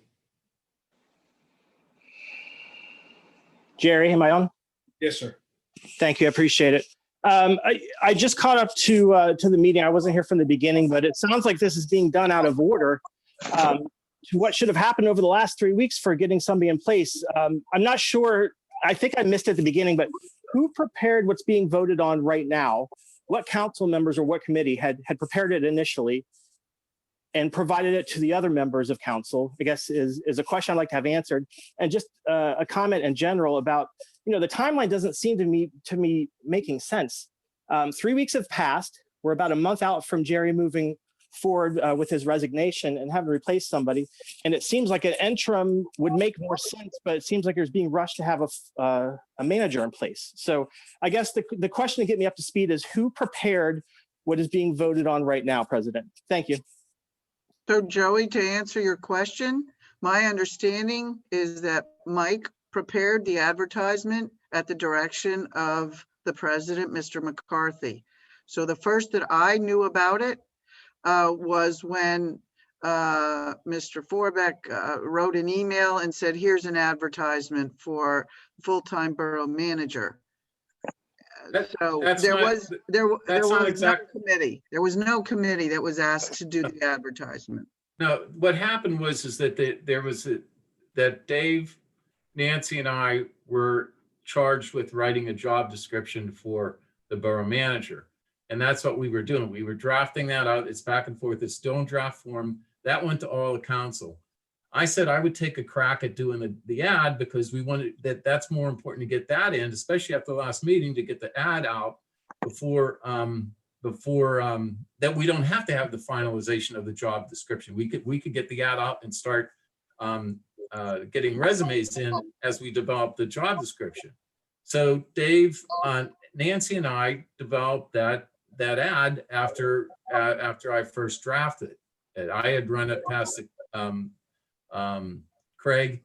I did not pass it to the whole council before it was finalized, but that was where we stood with that. So we wanted to get this ad out. It's sort of, and with the holidays, that's why we are here now. Thank you, Jerry. Am I on microphone? So thank you. I appreciate it. So this is the piece, Mike, that you had ready at the last meeting 3 weeks ago. Is that the same piece you're saying? Because I guess I'm confused with the content of an advertisement versus the content of the role to be fulfilled, like the position itself. So I know people say like a cart ahead of the horse. I'm not sure what to even think of this. I don't even know what good question to ask. It doesn't make sense to me. The job description was what we were working on three weeks ago. The ad came about the last couple of weeks. Okay. I guess it still doesn't make sense to me for what's happened in the last 3 weeks with all the council for where we are today, for us to be in a position to have somebody new after Jerry moves on from his role. I guess my statement's more of a question. I don't understand how this has happened or how we landed at where we are 3 weeks later with a month to go to fill a position. And I guess I'll just end by saying, I think an interim borough manager would make best sense. I think if in that time that there's overlap, hopefully this is done quicker than not, the person who's in the interim can ask Jerry, who I'm sure is a wealth of knowledge for things that need to operate, how they operate, for them to work with Jerry as soon as possible as an interim. And if that person can also be an assistance to fulfilling the role permanently, more the better. So I guess I'll just leave it at that. Thanks, Jerry. And I mean, I just want to say, I don't think anybody here disagrees with having an interim person. It's just that who would that person be? Could it be Jerry that could continue into that interim position until we finally sign somebody? So I think everybody here understands we have to have somebody in that position before we do a full-time manager. And we've dealt with this for the last couple of years with Jerry doing his taxes in this season, and it's been going very well. So I just figured that is the best way to proceed. Next is either Dawn or Rhoda Wharf or both maybe. Hi, Rhoda Wharf, 636 3rd Street, Verona. I'm going to have to agree with Jerry. Jerry, you had a great idea. I think all of you should listen, that start interviewing for an interim and be done with it. And then in the meantime, you have the luxury of time to, to find someone qualified. And we have all these people that are willing to help us. There's Mr. Foreman. Jerry having the knowledge that, he's held this position for, a couple of years. I don't understand.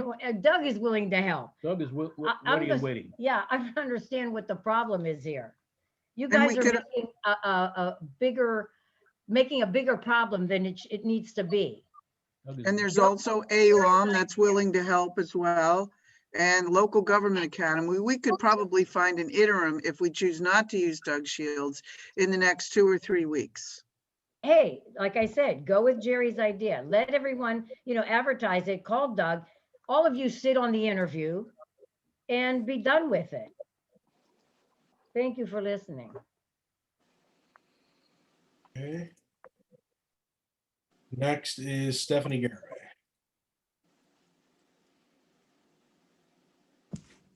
Hello, thank you for taking me.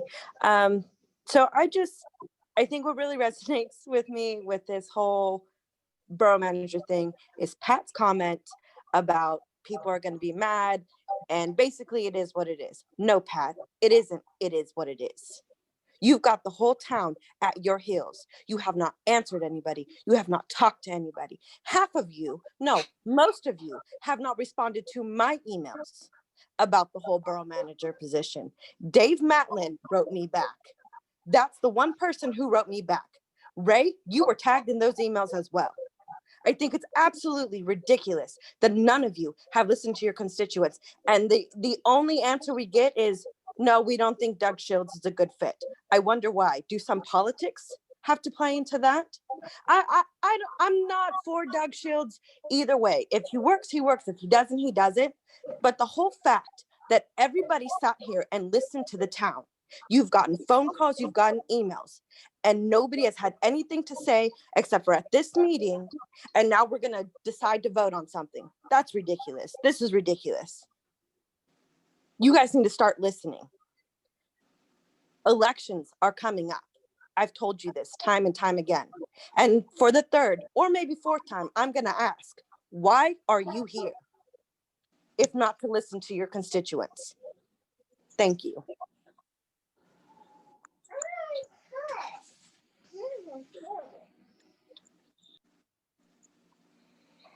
Next would be Laura Jacko. Hi, and I just wanted to say something as far as like the motion that's on the floor at the moment.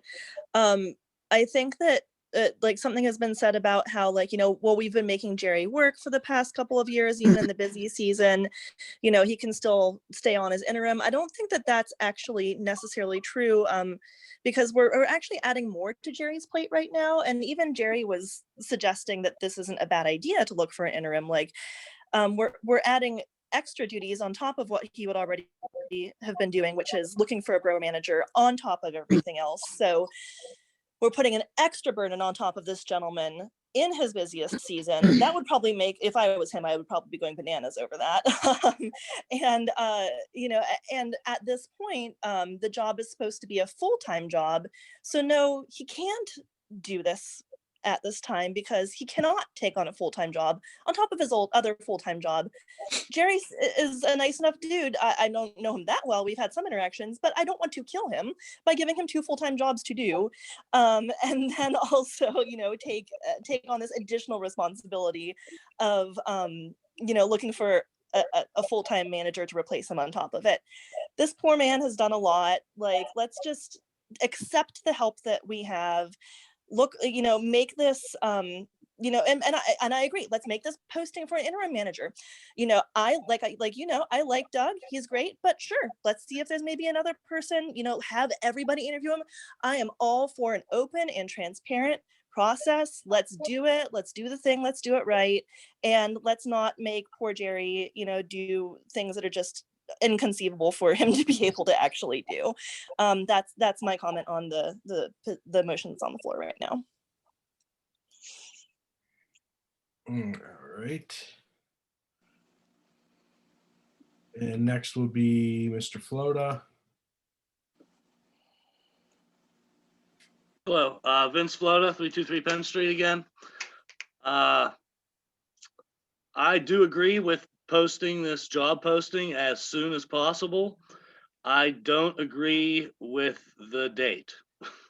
I think that the date should maybe be a week or 2 before Jerry has to leave. So that way you can use that week or 2 to make sure that you look at all the applications and get a person in the position before Jerry is gone. If you have the date at January 20th, and that's Jerry's last day, it's kind of asking a lot for someone who applied for the job to show up on the 21st. So that's what I have to say. And I also want to to point out that if Jerry can be a full-time manager until we find a full-time manager, then so be it. But I don't feel that that's the case. So, thank you. Okay.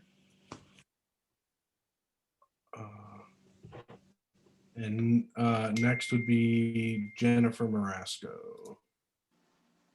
Hi, Jen Marasco Coon, 455 North Avenue.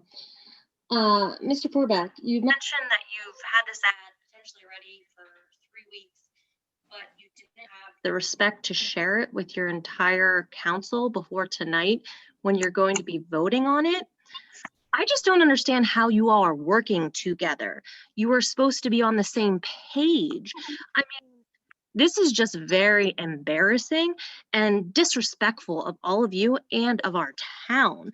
I mean, even if it wasn't supposedly done 3 weeks ago, like you said tonight, it should have been sent before the meeting tonight, just like the agendas should be posted for the community when we attend these meetings so we know what we're going to be hearing about and what we're going to be discussing.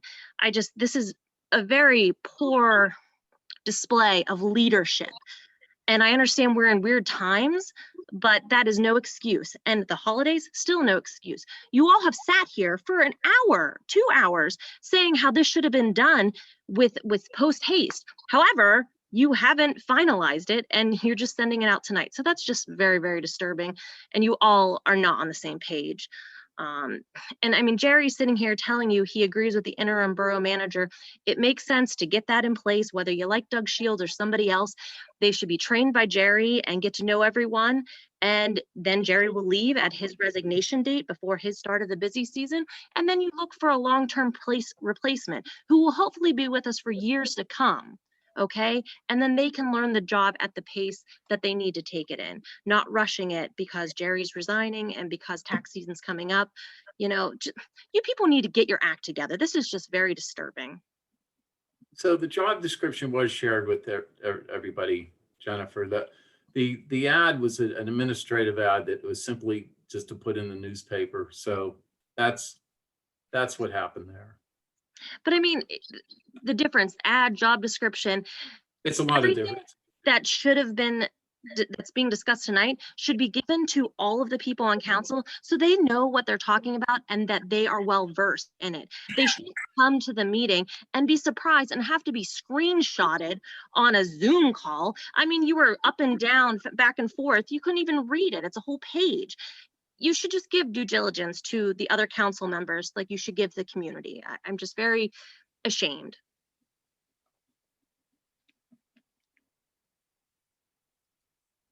Okay.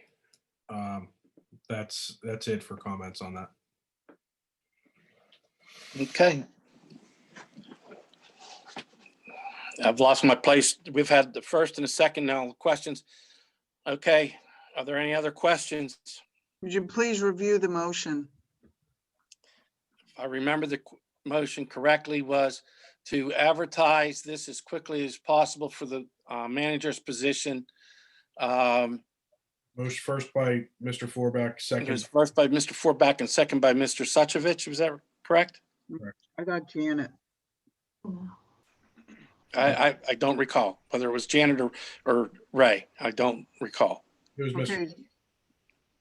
I'm sorry. What was it, Jerry? Ray. It was Mr. Suchovich. Oh, it was Ray. Okay. Okay.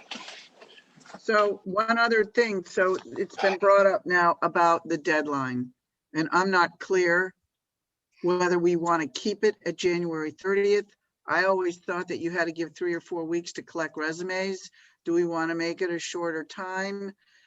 How do we want to proceed with the deadline? Why don't you make it January 20th? It'll go in the paper hopefully tomorrow. That'll give you 3 weeks. Okay, so I just. January 20th would be the cutoff date to receive them. Right, so then the motion would be to put the advertisement out tomorrow and have the deadline for resumes be the 20th of January. Now we're a little more concrete with what we're doing. Now, is this for full-time or interim, Nancy? This is the full This is the This is full-time full-time. advertisement. We'll move on to the other thing in a minute, I guess. That's full-time. Right. Okay. To that effect? What's that, Craig? I said, Mike, is Mike willing to amend his motion to that effect? Yeah, I'll amend the motion to put the ad in as soon as possible with the change of January 20th. And Raymond, would you amend your second? Or mute, but I read your lips. You said I amend my second. Okay. So the Sorry motion's about been that. I amended. amend my second.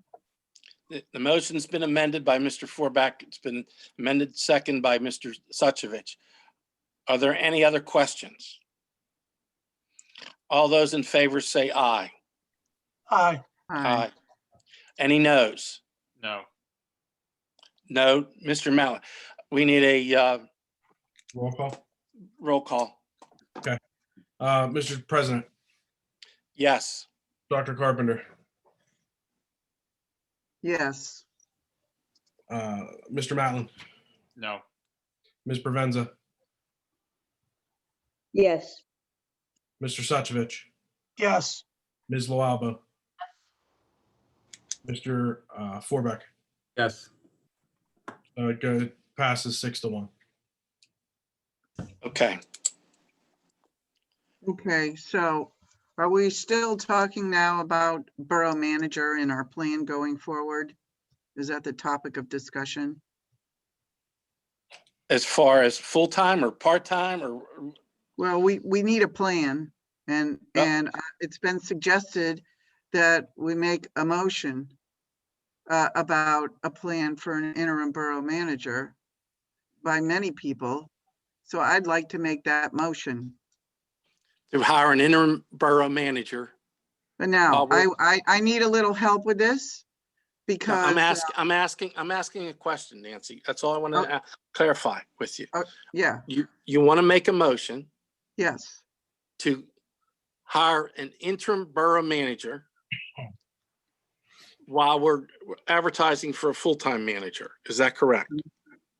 yes, but I don't have the precise wording right now in this exact moment. I could use some help in terms of whether I should make a motion specifically for Doug Shields. Should I make the motion to be for an interim manager in general, just for the concept, and then maybe contingent on everybody on council interviewing Doug Shields and one or two other candidates that we might be able to come up with in the next week or so through the help of DCED, ALOM, and LGA.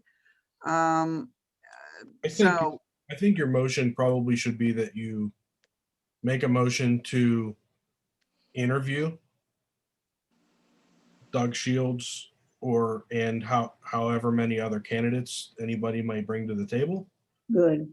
With the end result being that we potentially or are going to hire one of those people, hopefully by, I don't know, at least give them a week to overlap with you so that you can clue them in on what they'll be doing for the next couple of months. Yeah, and the other thing too is that the process in order to bring on an interim, I think it needs to be a process. I don't know Doug Shields. I wasn't part of that interview or meeting. I think that the right thing to do would be to interview any possible candidates as a possible interim. I think the process in order to bring on an interim is going to be much simpler and quicker than a full-time manager that's going to be hopefully here for many, many years. So I think that putting together, or even just word of mouth, let's try to get your contacts together and see if anybody's interested through the LGA, DCED.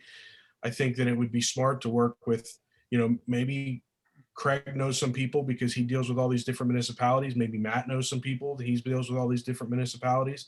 See if there's anybody interested, interview them, and then make a decision. And if it takes a week or two longer to hire an interim, I think that process is still going to be faster than it is to hire a full-time. So in that case, maybe, extending my time here might be a week or 2 weeks. And I think that would be a compromise that would make everybody a little bit more comfortable with it than an indefinite extension of my time here until we find a full-time manager. It's a compromise that I think everybody could be happy with. And maybe we can all get on the same page with this and try to find somebody to take over. Okay. Good thoughts, Jerry. Thank you. That So was very good. I'd like to make the motion that we interview several candidates for an interim borough manager with a strong consideration that we would hire one of them before the end of January to take over on an interim basis as borough manager. I'll second it, Nancy. Okay, there's a motion on the floor by Dr. Carpenter to hire an interim, interim borough people for interim borough manager, second by Mrs. Provenza. Are there any questions? I have one. Are we going to set a time limit for that? Interim manager to start? We could. Yeah, what about the 20th? It'll give them a week.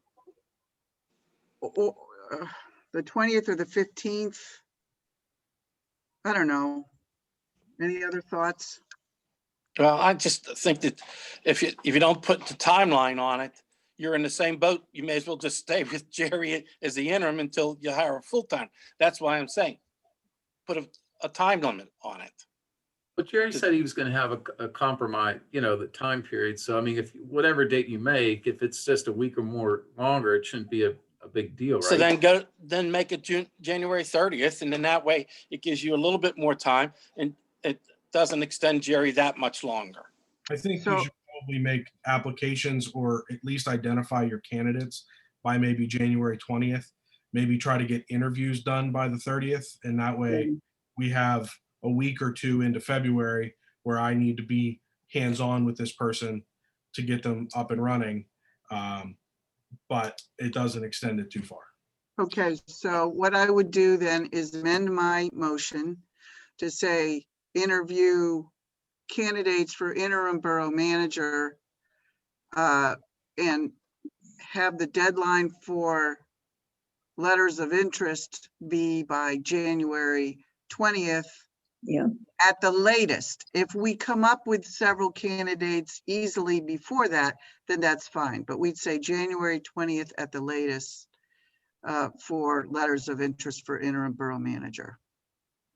And the motion's been amended for the interim manager to have applications in by the 20th of January.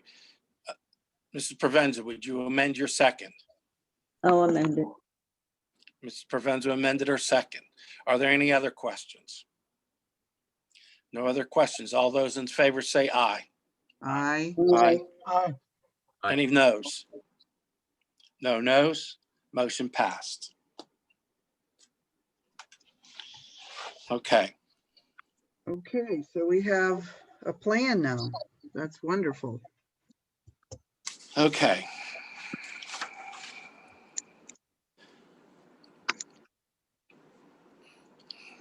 Mr. Alexander.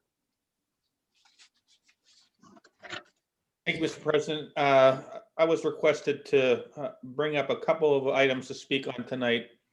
We just passed the budget a little bit ago, and concurrent with passing the budget, council is required to enact a tax ordinance and incorporate the budget into the tax ordinance. So I prepared that ordinance at Jerry's direction and got it advertised into the newspaper. It's an order of the Borough of Verona, County of Allegheny, Commonwealth of Pennsylvania, enacting, fixing, and levying the real estate tax rate within the Borough of Verona for the year 2021 at a rate of 7 0.8 mils, and that's the same tax rate that we've had for years, no tax increase. A motion to enact that ordinance would be in order. I'll make that motion. Second. A motion by Dr. Carpenter for the tax ordinance, second by Mrs. Provenza. Are there any questions? No questions. All those in favor say aye. Aye. Are there any noes? No noes. Motion passed. So the second thing that I was asked to speak on, Jerry alluded to earlier, Allegheny County has requested that we enter into a winter maintenance agreement with them with regard to the boulevard. And the county requires that the borough pass an ordinance, a resolution directing that the proper officials enter that agreement. I've reviewed the agreement, everything's in order, and have prepared the resolution. It's a resolution of the Borough of Verona, County of Allegheny, Commonwealth of Pennsylvania, authorizing the appropriate officials to enter into a winter maintenance agreement with the Allegheny County. Allegheny County or PennDOT? PennDOT, I'm sorry. Okay. All right, there's somebody needs to make a motion to accept the maintenance agreement with PennDOT. I'll make that motion. I'll second. Oh, go ahead, Dave. All right, there's the motion by Mr. Suchovich, second by Mr. Matlin. Are there any questions? No questions. All those in favor say aye. Aye. Any noes? No noes. Motion passed. A resolution. Thank you. One final thing I did want to, I don't remember if it was said or not. I just wanted to announce that we had a executive session immediately preceding tonight's meeting to speak on legal issues. And that's all I have, Mr. President. I just want to wish everybody on Mayor and Council a very happy New Year and all the residents of the Borough of Verona. Thank you, sir. Mr. Matlin. Thank you, Mr. President. I don't have anything on the agenda. I'd just like to thank the Public Works crew for the recent snowstorms. We had a couple, one that was especially big, and I was actually out driving up through the Allegheny Valley that night, and our roads were by far the best maintained roads as far as snow removal and salting that evening of any town I saw. So I think that's something for us to be proud of, and to thank the guys whenever you see them, and just keep it in mind that they do a good job with that. The only other thing I wanted to bring up, I sent to council along the lines of this job description, various job descriptions that we've talked about. I sent out an org chart that I had put together based on the meeting that Mike and Nancy and I had to review the job description for borough manager, and I just wanted to remind council and let me know if there's any comments or questions about it. I'd like to, I think in the new year, I'd like to try to get that finalized as we look towards a new borough manager. So that's it. Thank you. Okay, thank you. Dr. Carpenter. All right, thank you. Nothing too much. Update on ordinances. We did not have an ordinance meeting this month. We will be having one on the 4th Tuesday of January. And we'll be starting to look at some ordinances that we didn't get to last year regarding possible electronic signs, possibly for park hours, and also looking at parking fines. So those are some potential ordinances that we'll start working on in the new year. The other thing that I'm going to be working on is codifying the ordinances that have been passed in 2020 and the last half of 2019. So that they would go into E-Code 360. That's quite a process. Marcia's been very helpful with that the last time we did it. So we need to get them into the Eco 360 so that they're available for people to look at when they want to look them up.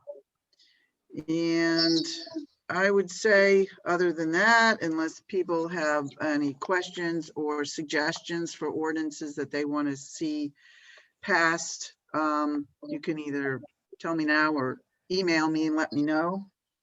And I just want to ditto thanking the guys who run the snow plows and the salt. They do an excellent job. I think everybody in this town knows that we have the best roads ever.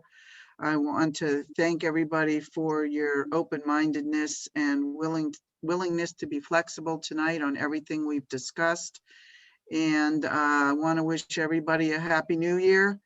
And let's bring in 2021. And I do want to thank Jerry and acknowledge that Jerry's been working under a lot of stress with some losses in his family over the holiday season. So despite all that, I know you're doing the best you can. So thank you, Jerry, for, Thanks, Nancy. you know, for what you've been trying to do over the last few weeks. So, and thank everybody for all your work, really. Honestly, you know, we're not perfect. We need to make improvements. We need to work more together, but everybody is doing something. So I appreciate that. And thank you to the solicitor and our engineer and our mayor. So just a big thank you all around to everybody who's volunteering out there in the community. So thank you. Happy New Year. Okay, thank you. Mr. Forback. Thank you, Mr. President. There is one thing, speaking of ordinance, Nancy, we do have to finalize the job description, and it has to be placed in the ordinance, amend the ordinance. So that should be done by January, I think, before we start interviewing folks. So let's just keep that on our radar.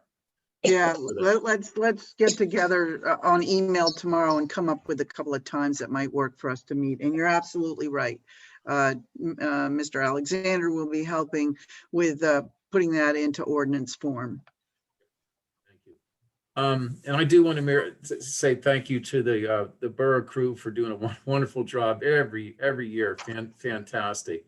And wish everybody a very happy new year to you and your families. It has to be a lot better than 2020, and looking forward to 2021. And speaking of time, there was the time capsule was delivered to the committee for the 150th. It was donated by Heritage Environmental along with Lee Piping, who fabricated a time capsule that will be used for the 150th anniversary. So that is in the History Center and for use for the celebration coming up. So thank you all for your volunteer work that you do for the borough, and have a let's go 2021. Thank you. Thank you, Mr. Sotrovich. Not too much. The budget is done and passed, thank God. Thanks for everybody's help. I know there was a lot of meetings and phone calls and everything about it. I know Nancy and Jerry and Dave spent a lot of time at meetings, so thanks for that. I just want to bring up this borough crew myself. I worked for the Turnpike on snow removal for 32.5 years. I just retired last week. And people don't realize what these guys do and the hours they put in. But there's some people in this town that don't realize when they got the streets cleared and they're throwing their snow from their driveways out where the guy's already shoveled and plowed and salted. We shouldn't be doing that, folks, because it freezes up. I'm just giving this out to the whole borough. See a lot of people doing that.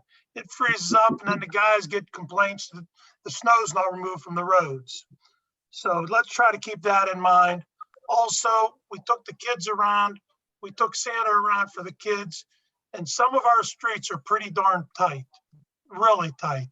And there's a couple streets we couldn't get our fire engines up and down.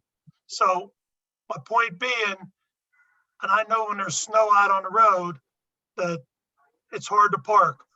For the public, try to get your car up as close as you can to the curb.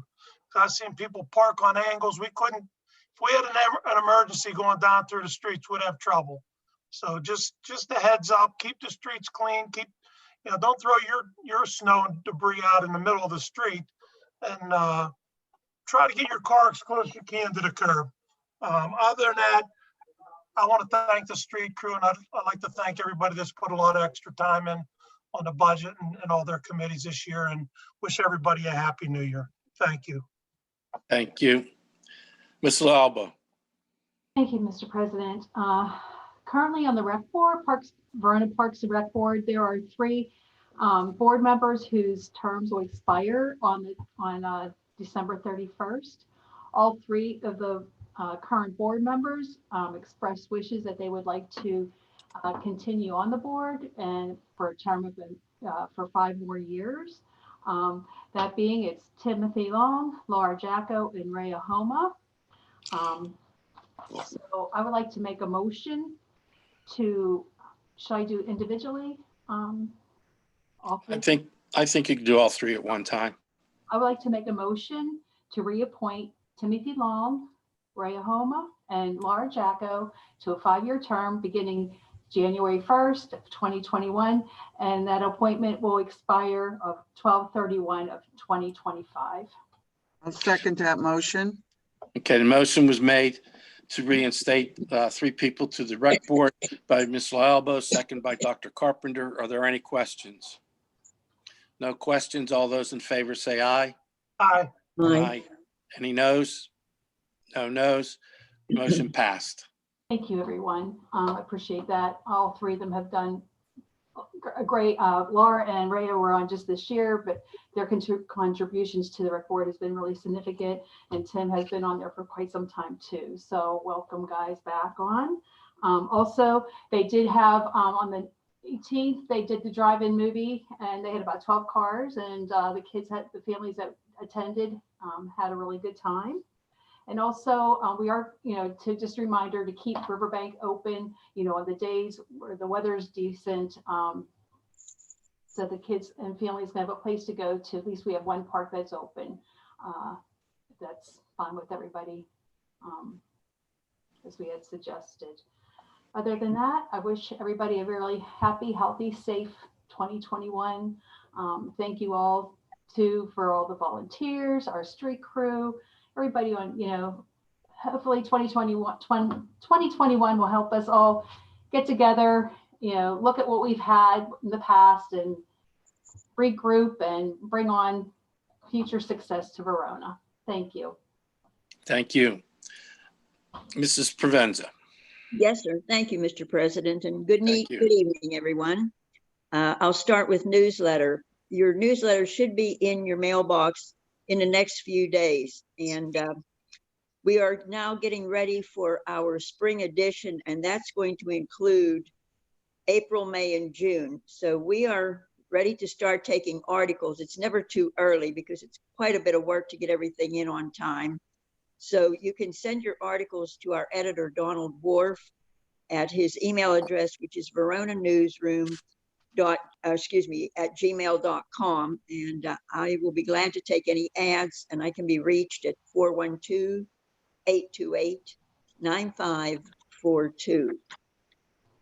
Chamber of Commerce, I spoke with Kevin, and of course there hasn't been anything going on because of COVID. You can't get too many people together, but we will be mailing out renewal letters in January and for membership into the chamber again. And Kevin said to please extend from the entire Chamber of Commerce a very happy and healthy new year to everybody. Historical Society, all meetings are still canceled until further notice. And if you want any other information, you can always go to the website, which is veronahistory.org, and there's sometime information on there. Twin Boroughs Community Ministries, There will be no dinner tomorrow as they normally do the last Wednesday of the month. And what they're doing this month, which will actually take us into January, they will be doing a pantry day, which if anyone needs any food, please call Judy Myers, and her telephone number is 412-828-7394. You must have an appointment, and then you can stop by the church, and they will be very glad to, they'll have a box prepared. They'll be very happy to give you the food that they have set up for the people. And I thank the Twin Borough Ministries. They have been wonderful with our people, and they do a great service to many. There are many needs, and they certainly help to fill those needs. So to our Twin Borough Ministries, thank you so much. You are greatly appreciated. And on Saturday, December 19th, we had our Verona Community Christmas Parade, and I had so many wonderful comments on it. People were so happy, not only the younger people, but even the older people. And this was such a great thing for our children, because everybody's so constricted now with COVID. They were able to get out on their porches or on their sidewalk and see Santa. And I just want to thank our Mayor Dave for putting all this together, for our fire department. Thank you, Ray, and your men, and our police department. Thank you so much. You've done a wonderful thing. This was something that brought a lot of joy to people, not only the children, but even to the people. And I also have a special thank you from John Henry from the Verona newsroom here in Verona, the news store. He, for the 10th year, has been doing Toys for Tots. So after the parade was finished, the people were able to go to the Verona News, and we had an abundance of toys there. And he is so grateful to everybody who donated these toys. It was such a blessing. And we had over 50 children who came and were able to get a toy. And he said it was just a great day. And he wanted to thank everybody and said, please make sure that you thank these people. And he wished everybody a very, very happy and healthy and safe new year. And also, I would like to thank, Public Works doesn't work just 8 to 5. I was up one night quite late. It was 2:30 and these men were still out working. I'll tell you, that's just beyond commendable. And I thank each and every one of our men that work.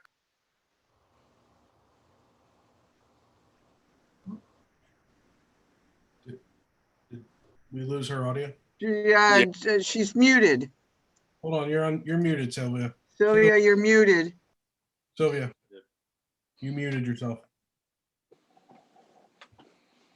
There you go. Okay, it didn't help. No, it did not. Sylvia, we can't hear you. Not only do a great job, but by doing that job, they keep us safe. So they are greatly, greatly appreciated. And I was looking to see if I missed anything. I don't think I did, but I send sincere thanks to everybody, not only on our board that we work together. I send thanks out to all of our committees, all of our volunteers. You are all great, and you are so greatly appreciated.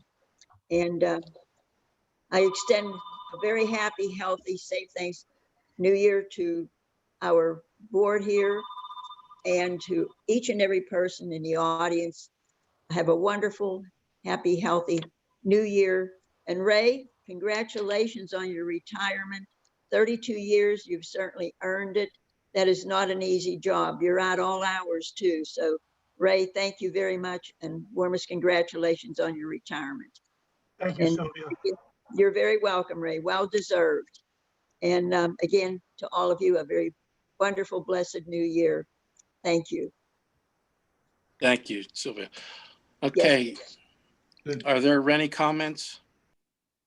Before comments, I'm sorry, I always forget something, but Sylvia's comment about thanking the news, John at the newsroom made me think that I think we should also acknowledge LVAF because they collected a whole ton of toys as well and personally delivered them with their big truck that they bought to use for movies. And so, you know, they did a lot of work for helping out the kids. And I think that I didn't give a proper acknowledgement to all the volunteers in the community, the public who come to the meetings and take their time to think about what's going on with community and care for the community, all the various committees that they are on, the 150th celebration committee, the community group, the garden club, the, you know, excuse me if I don't remember every single club, but you know, the residents really help this community as well. Then they put a lot of time and effort into it. And I just wanted to reiterate a shout out to all of them as well. Thank you.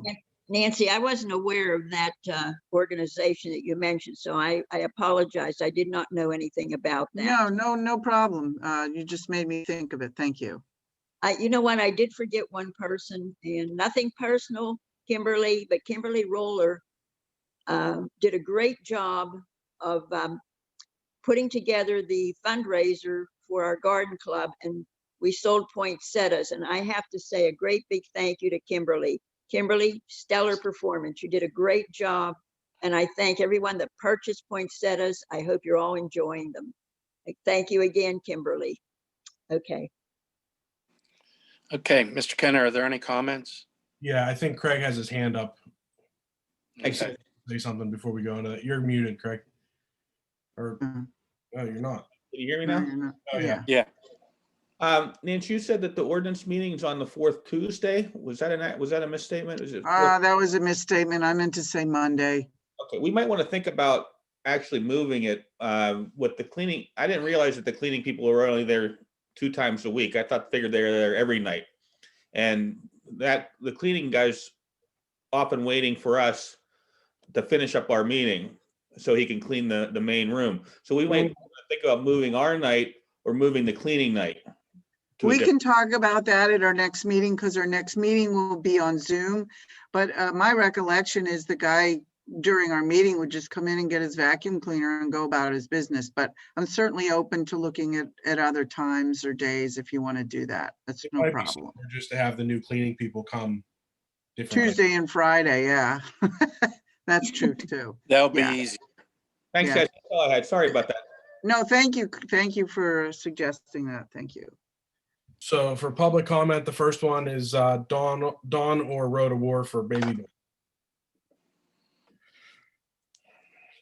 I'll keep this quick. It's Rhoda Wharf, 636 3rd Street in Verona. Mayor Recupero, can we revisit my request for placing a speed sign on South Avenue between 2nd and 4th Street?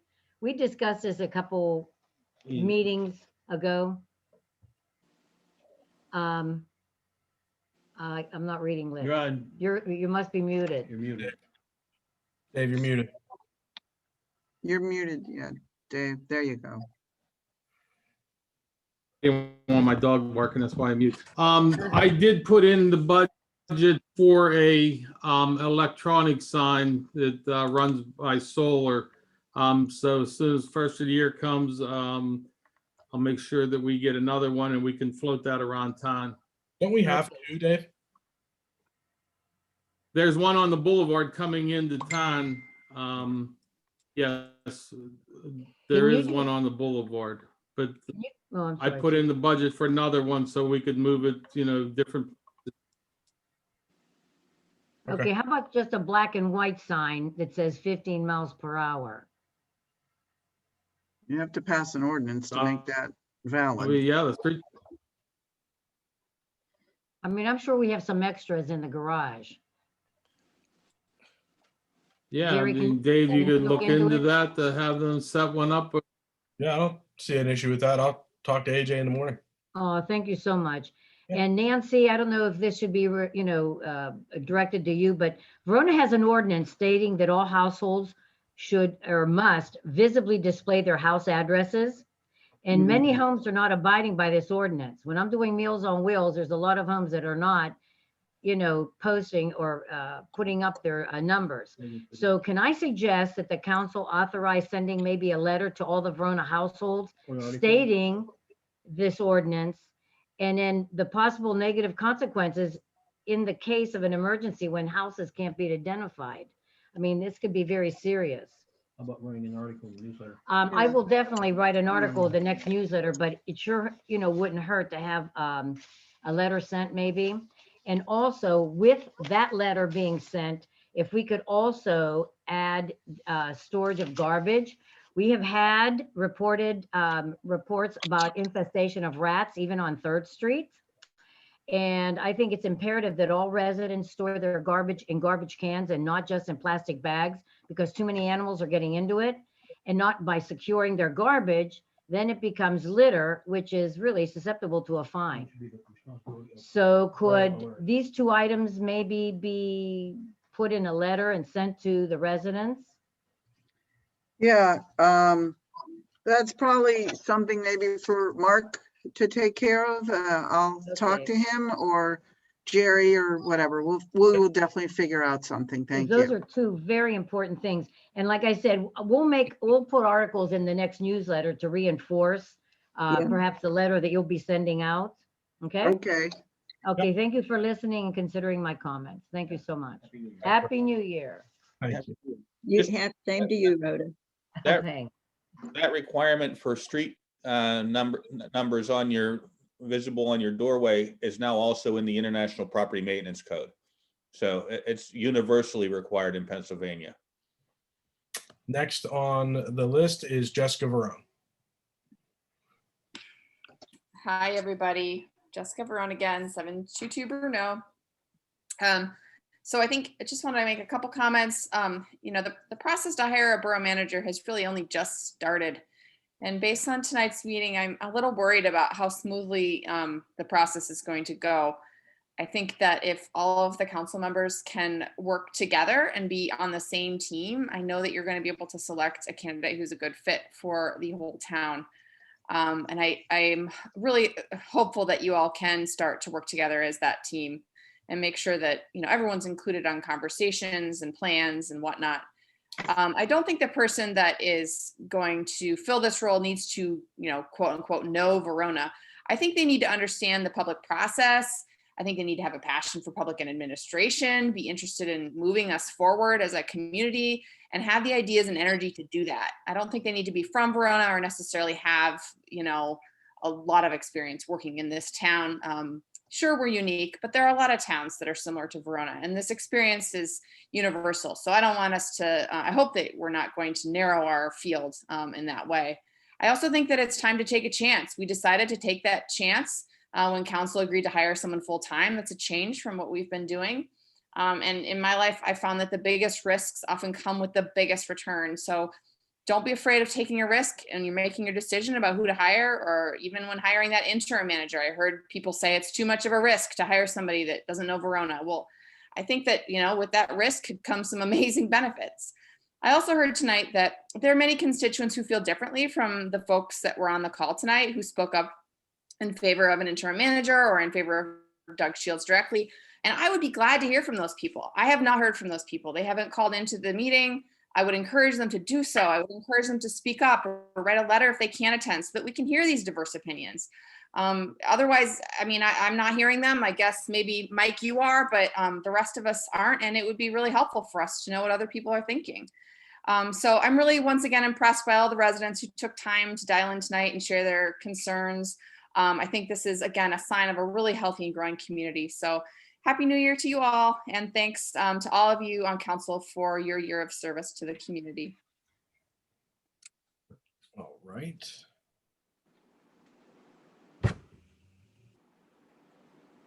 So next will be Dan Showalter.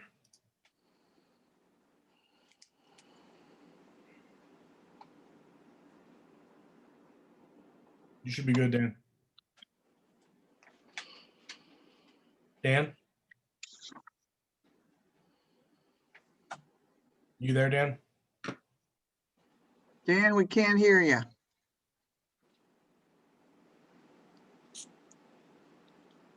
All right, we'll move on, and if he puts his hand back up, we'll get him at the end. Next is Laura Jacko. Hi, everyone. Laura Jacko, 437 North. I'm going to keep it quick. I just wanted to point out something, and maybe I heard it wrong, but this is what I understood is that going back to the posting of the borough manager positions and the interim position, et cetera, I think that the posting for the full-time manager position had like an end date that was pretty soon.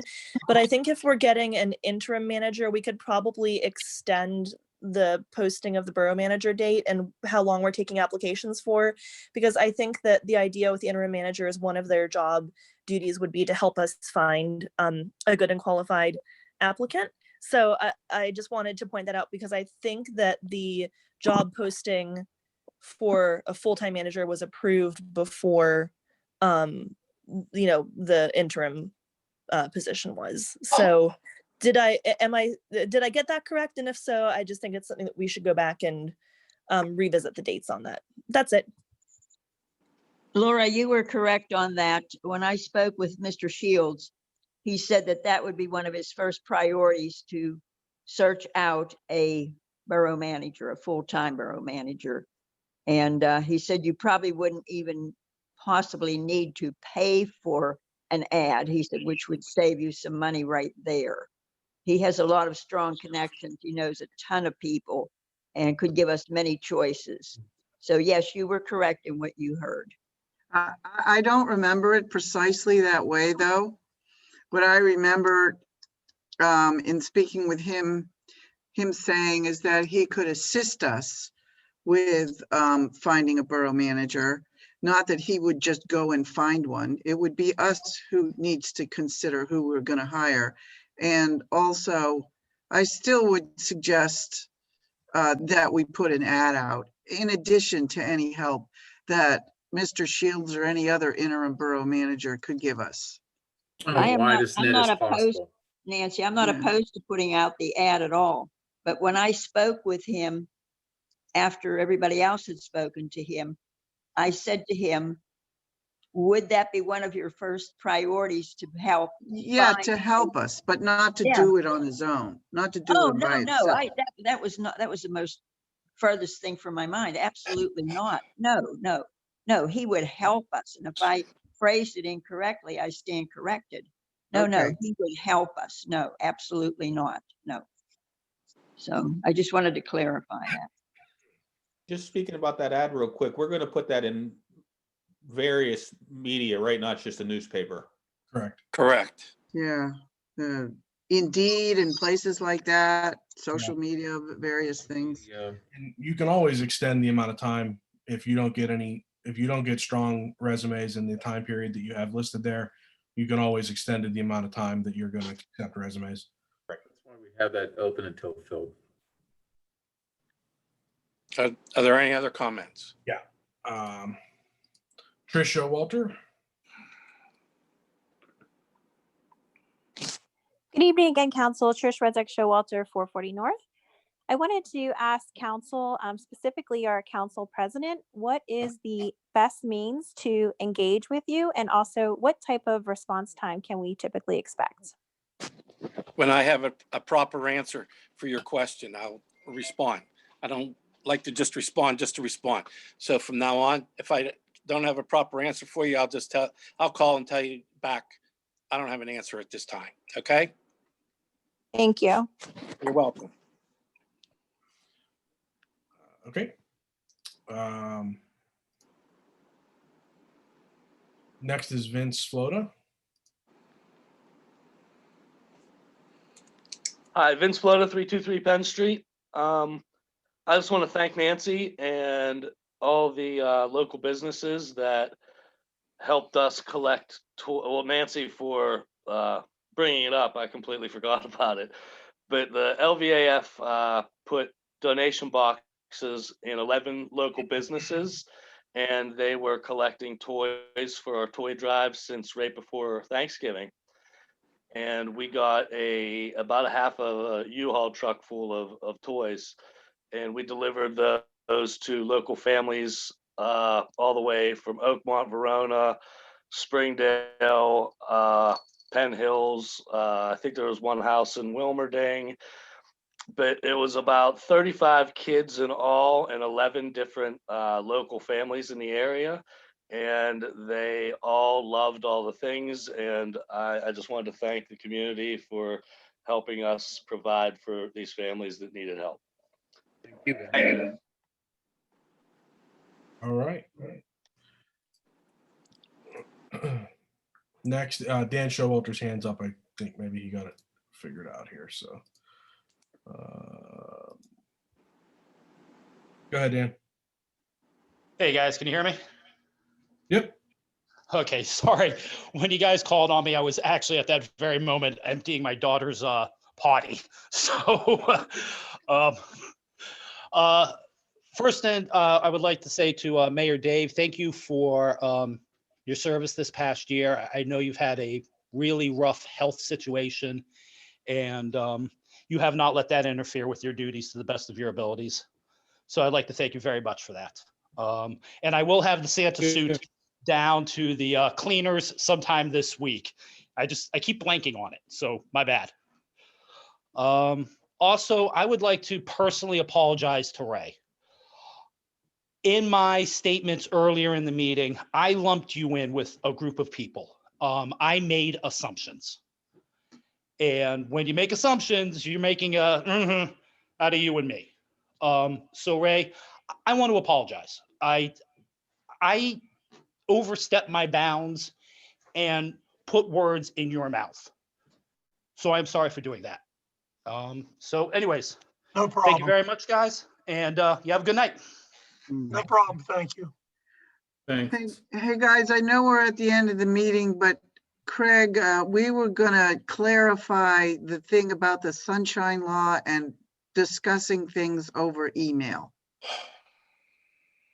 We have one more public comment too after that. Oh, all right, after the public Finish the comment. public comment. Yeah. Okay. Okay, we have two now. First is Raya Homa. Hi, thank you again. Also, thank you for reappointment to the Parks and Recreation Board. I appreciate the opportunity to continue serving Verona in that capacity. Also, Dan had brought up a great point. Mr. Suchevich, thank you for your service and congratulations on your much deserved retirement. I would like to discuss your passionate response to the discussion around Doug Shields, and I also owe you an apology if I misrepresented you in something that I had said.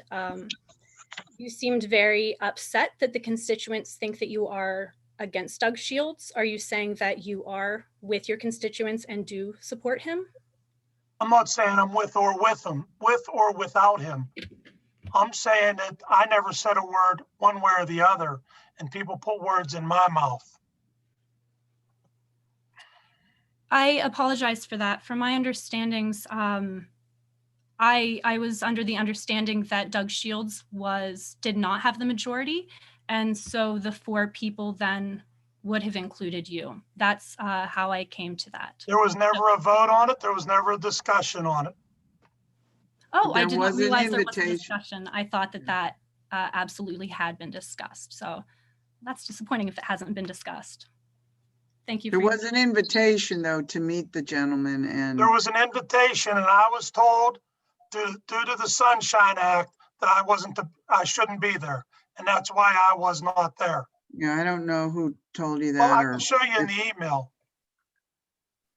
okay, well, we can deal with that when we're done, or tomorrow or whatever. Yeah. Okay. Next is Kimberly Roller.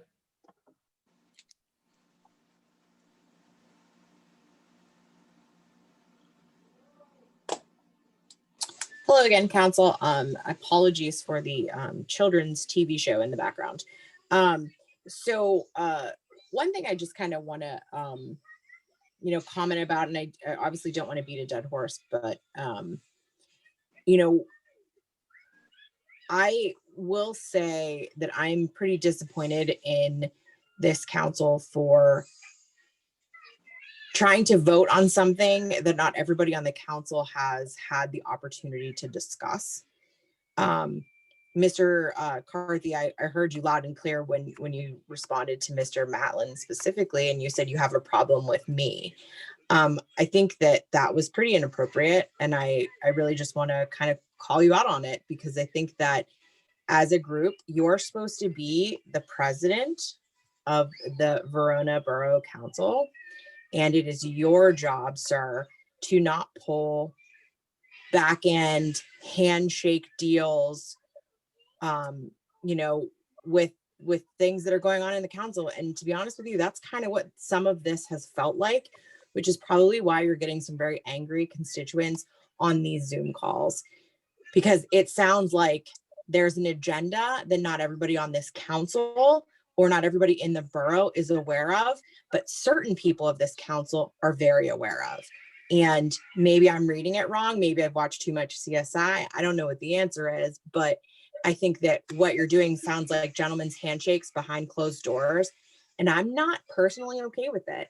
I think that, I've spoken before about the Riverview School District. You need to be very transparent when talking about things that involve the money that's coming in from public, voting on things that people don't all know about and don't have the full, concept and ideas of, instead of just saying, hey, I'd like to put a motion on the floor, and then certain members of council immediately saying, yeah, sure, I second that. That's not appropriate, and it's not what we as the public voted you in here for. So if this is going to continue, sir, I would challenge you to reassess how you're handling the Verona Borough and handling the constituents and what our requests were. I understand that there are some people that aren't super vocal on Zoom meetings and who are pretty quiet and maybe give you a call or a text or whatever that case is, but you're being recorded, and I think that some of your actions tonight were very inappropriate. Thank you. Okay. So that's it for the public comment. I'd like us to address the Sunshine Act and have clarification so that everyone can hear it before we end this meeting. Thank you. So when the issue of interviewing Doug Shields came up, I was asked to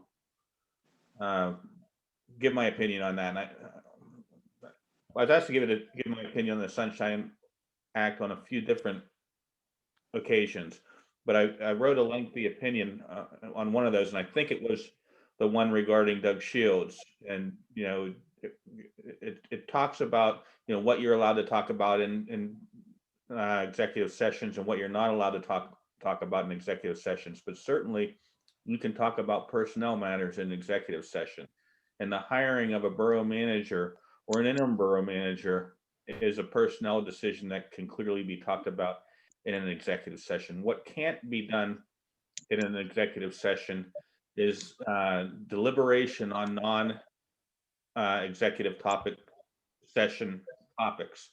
So you can't deliberate, which means the act of trying to render a decision on issues that aren't allowed to be talked about in an executive session.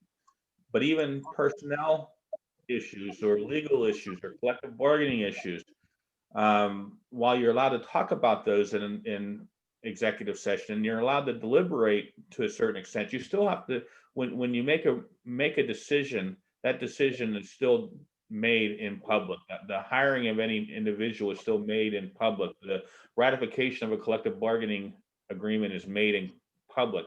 It just allows you to discuss it in executive session. But if you're not deliberating agency business, you can still talk about things and gain information in what the court ruled was a gathering as opposed to an executive session, because executive sessions are limited to those things enumerated in the Sunshine Law. So go back and look at that opinion I wrote. If you want, I can resend it to you. Ray, there was an email that went around and talked about a meeting and possibly violating the Sunshine Law. And I think that somehow those two got confused. I do remember that explicitly that you said because of the sunshine law, you're not going to come. And then Pat said something to the effect, no, you come, and then have everybody bring it back to the meeting. You're That fine. was about county hauling. Yeah, That was the county hauling meeting. I think that just got confused. So Mhm. that's my take on the sunshine law. If you want me to resend that,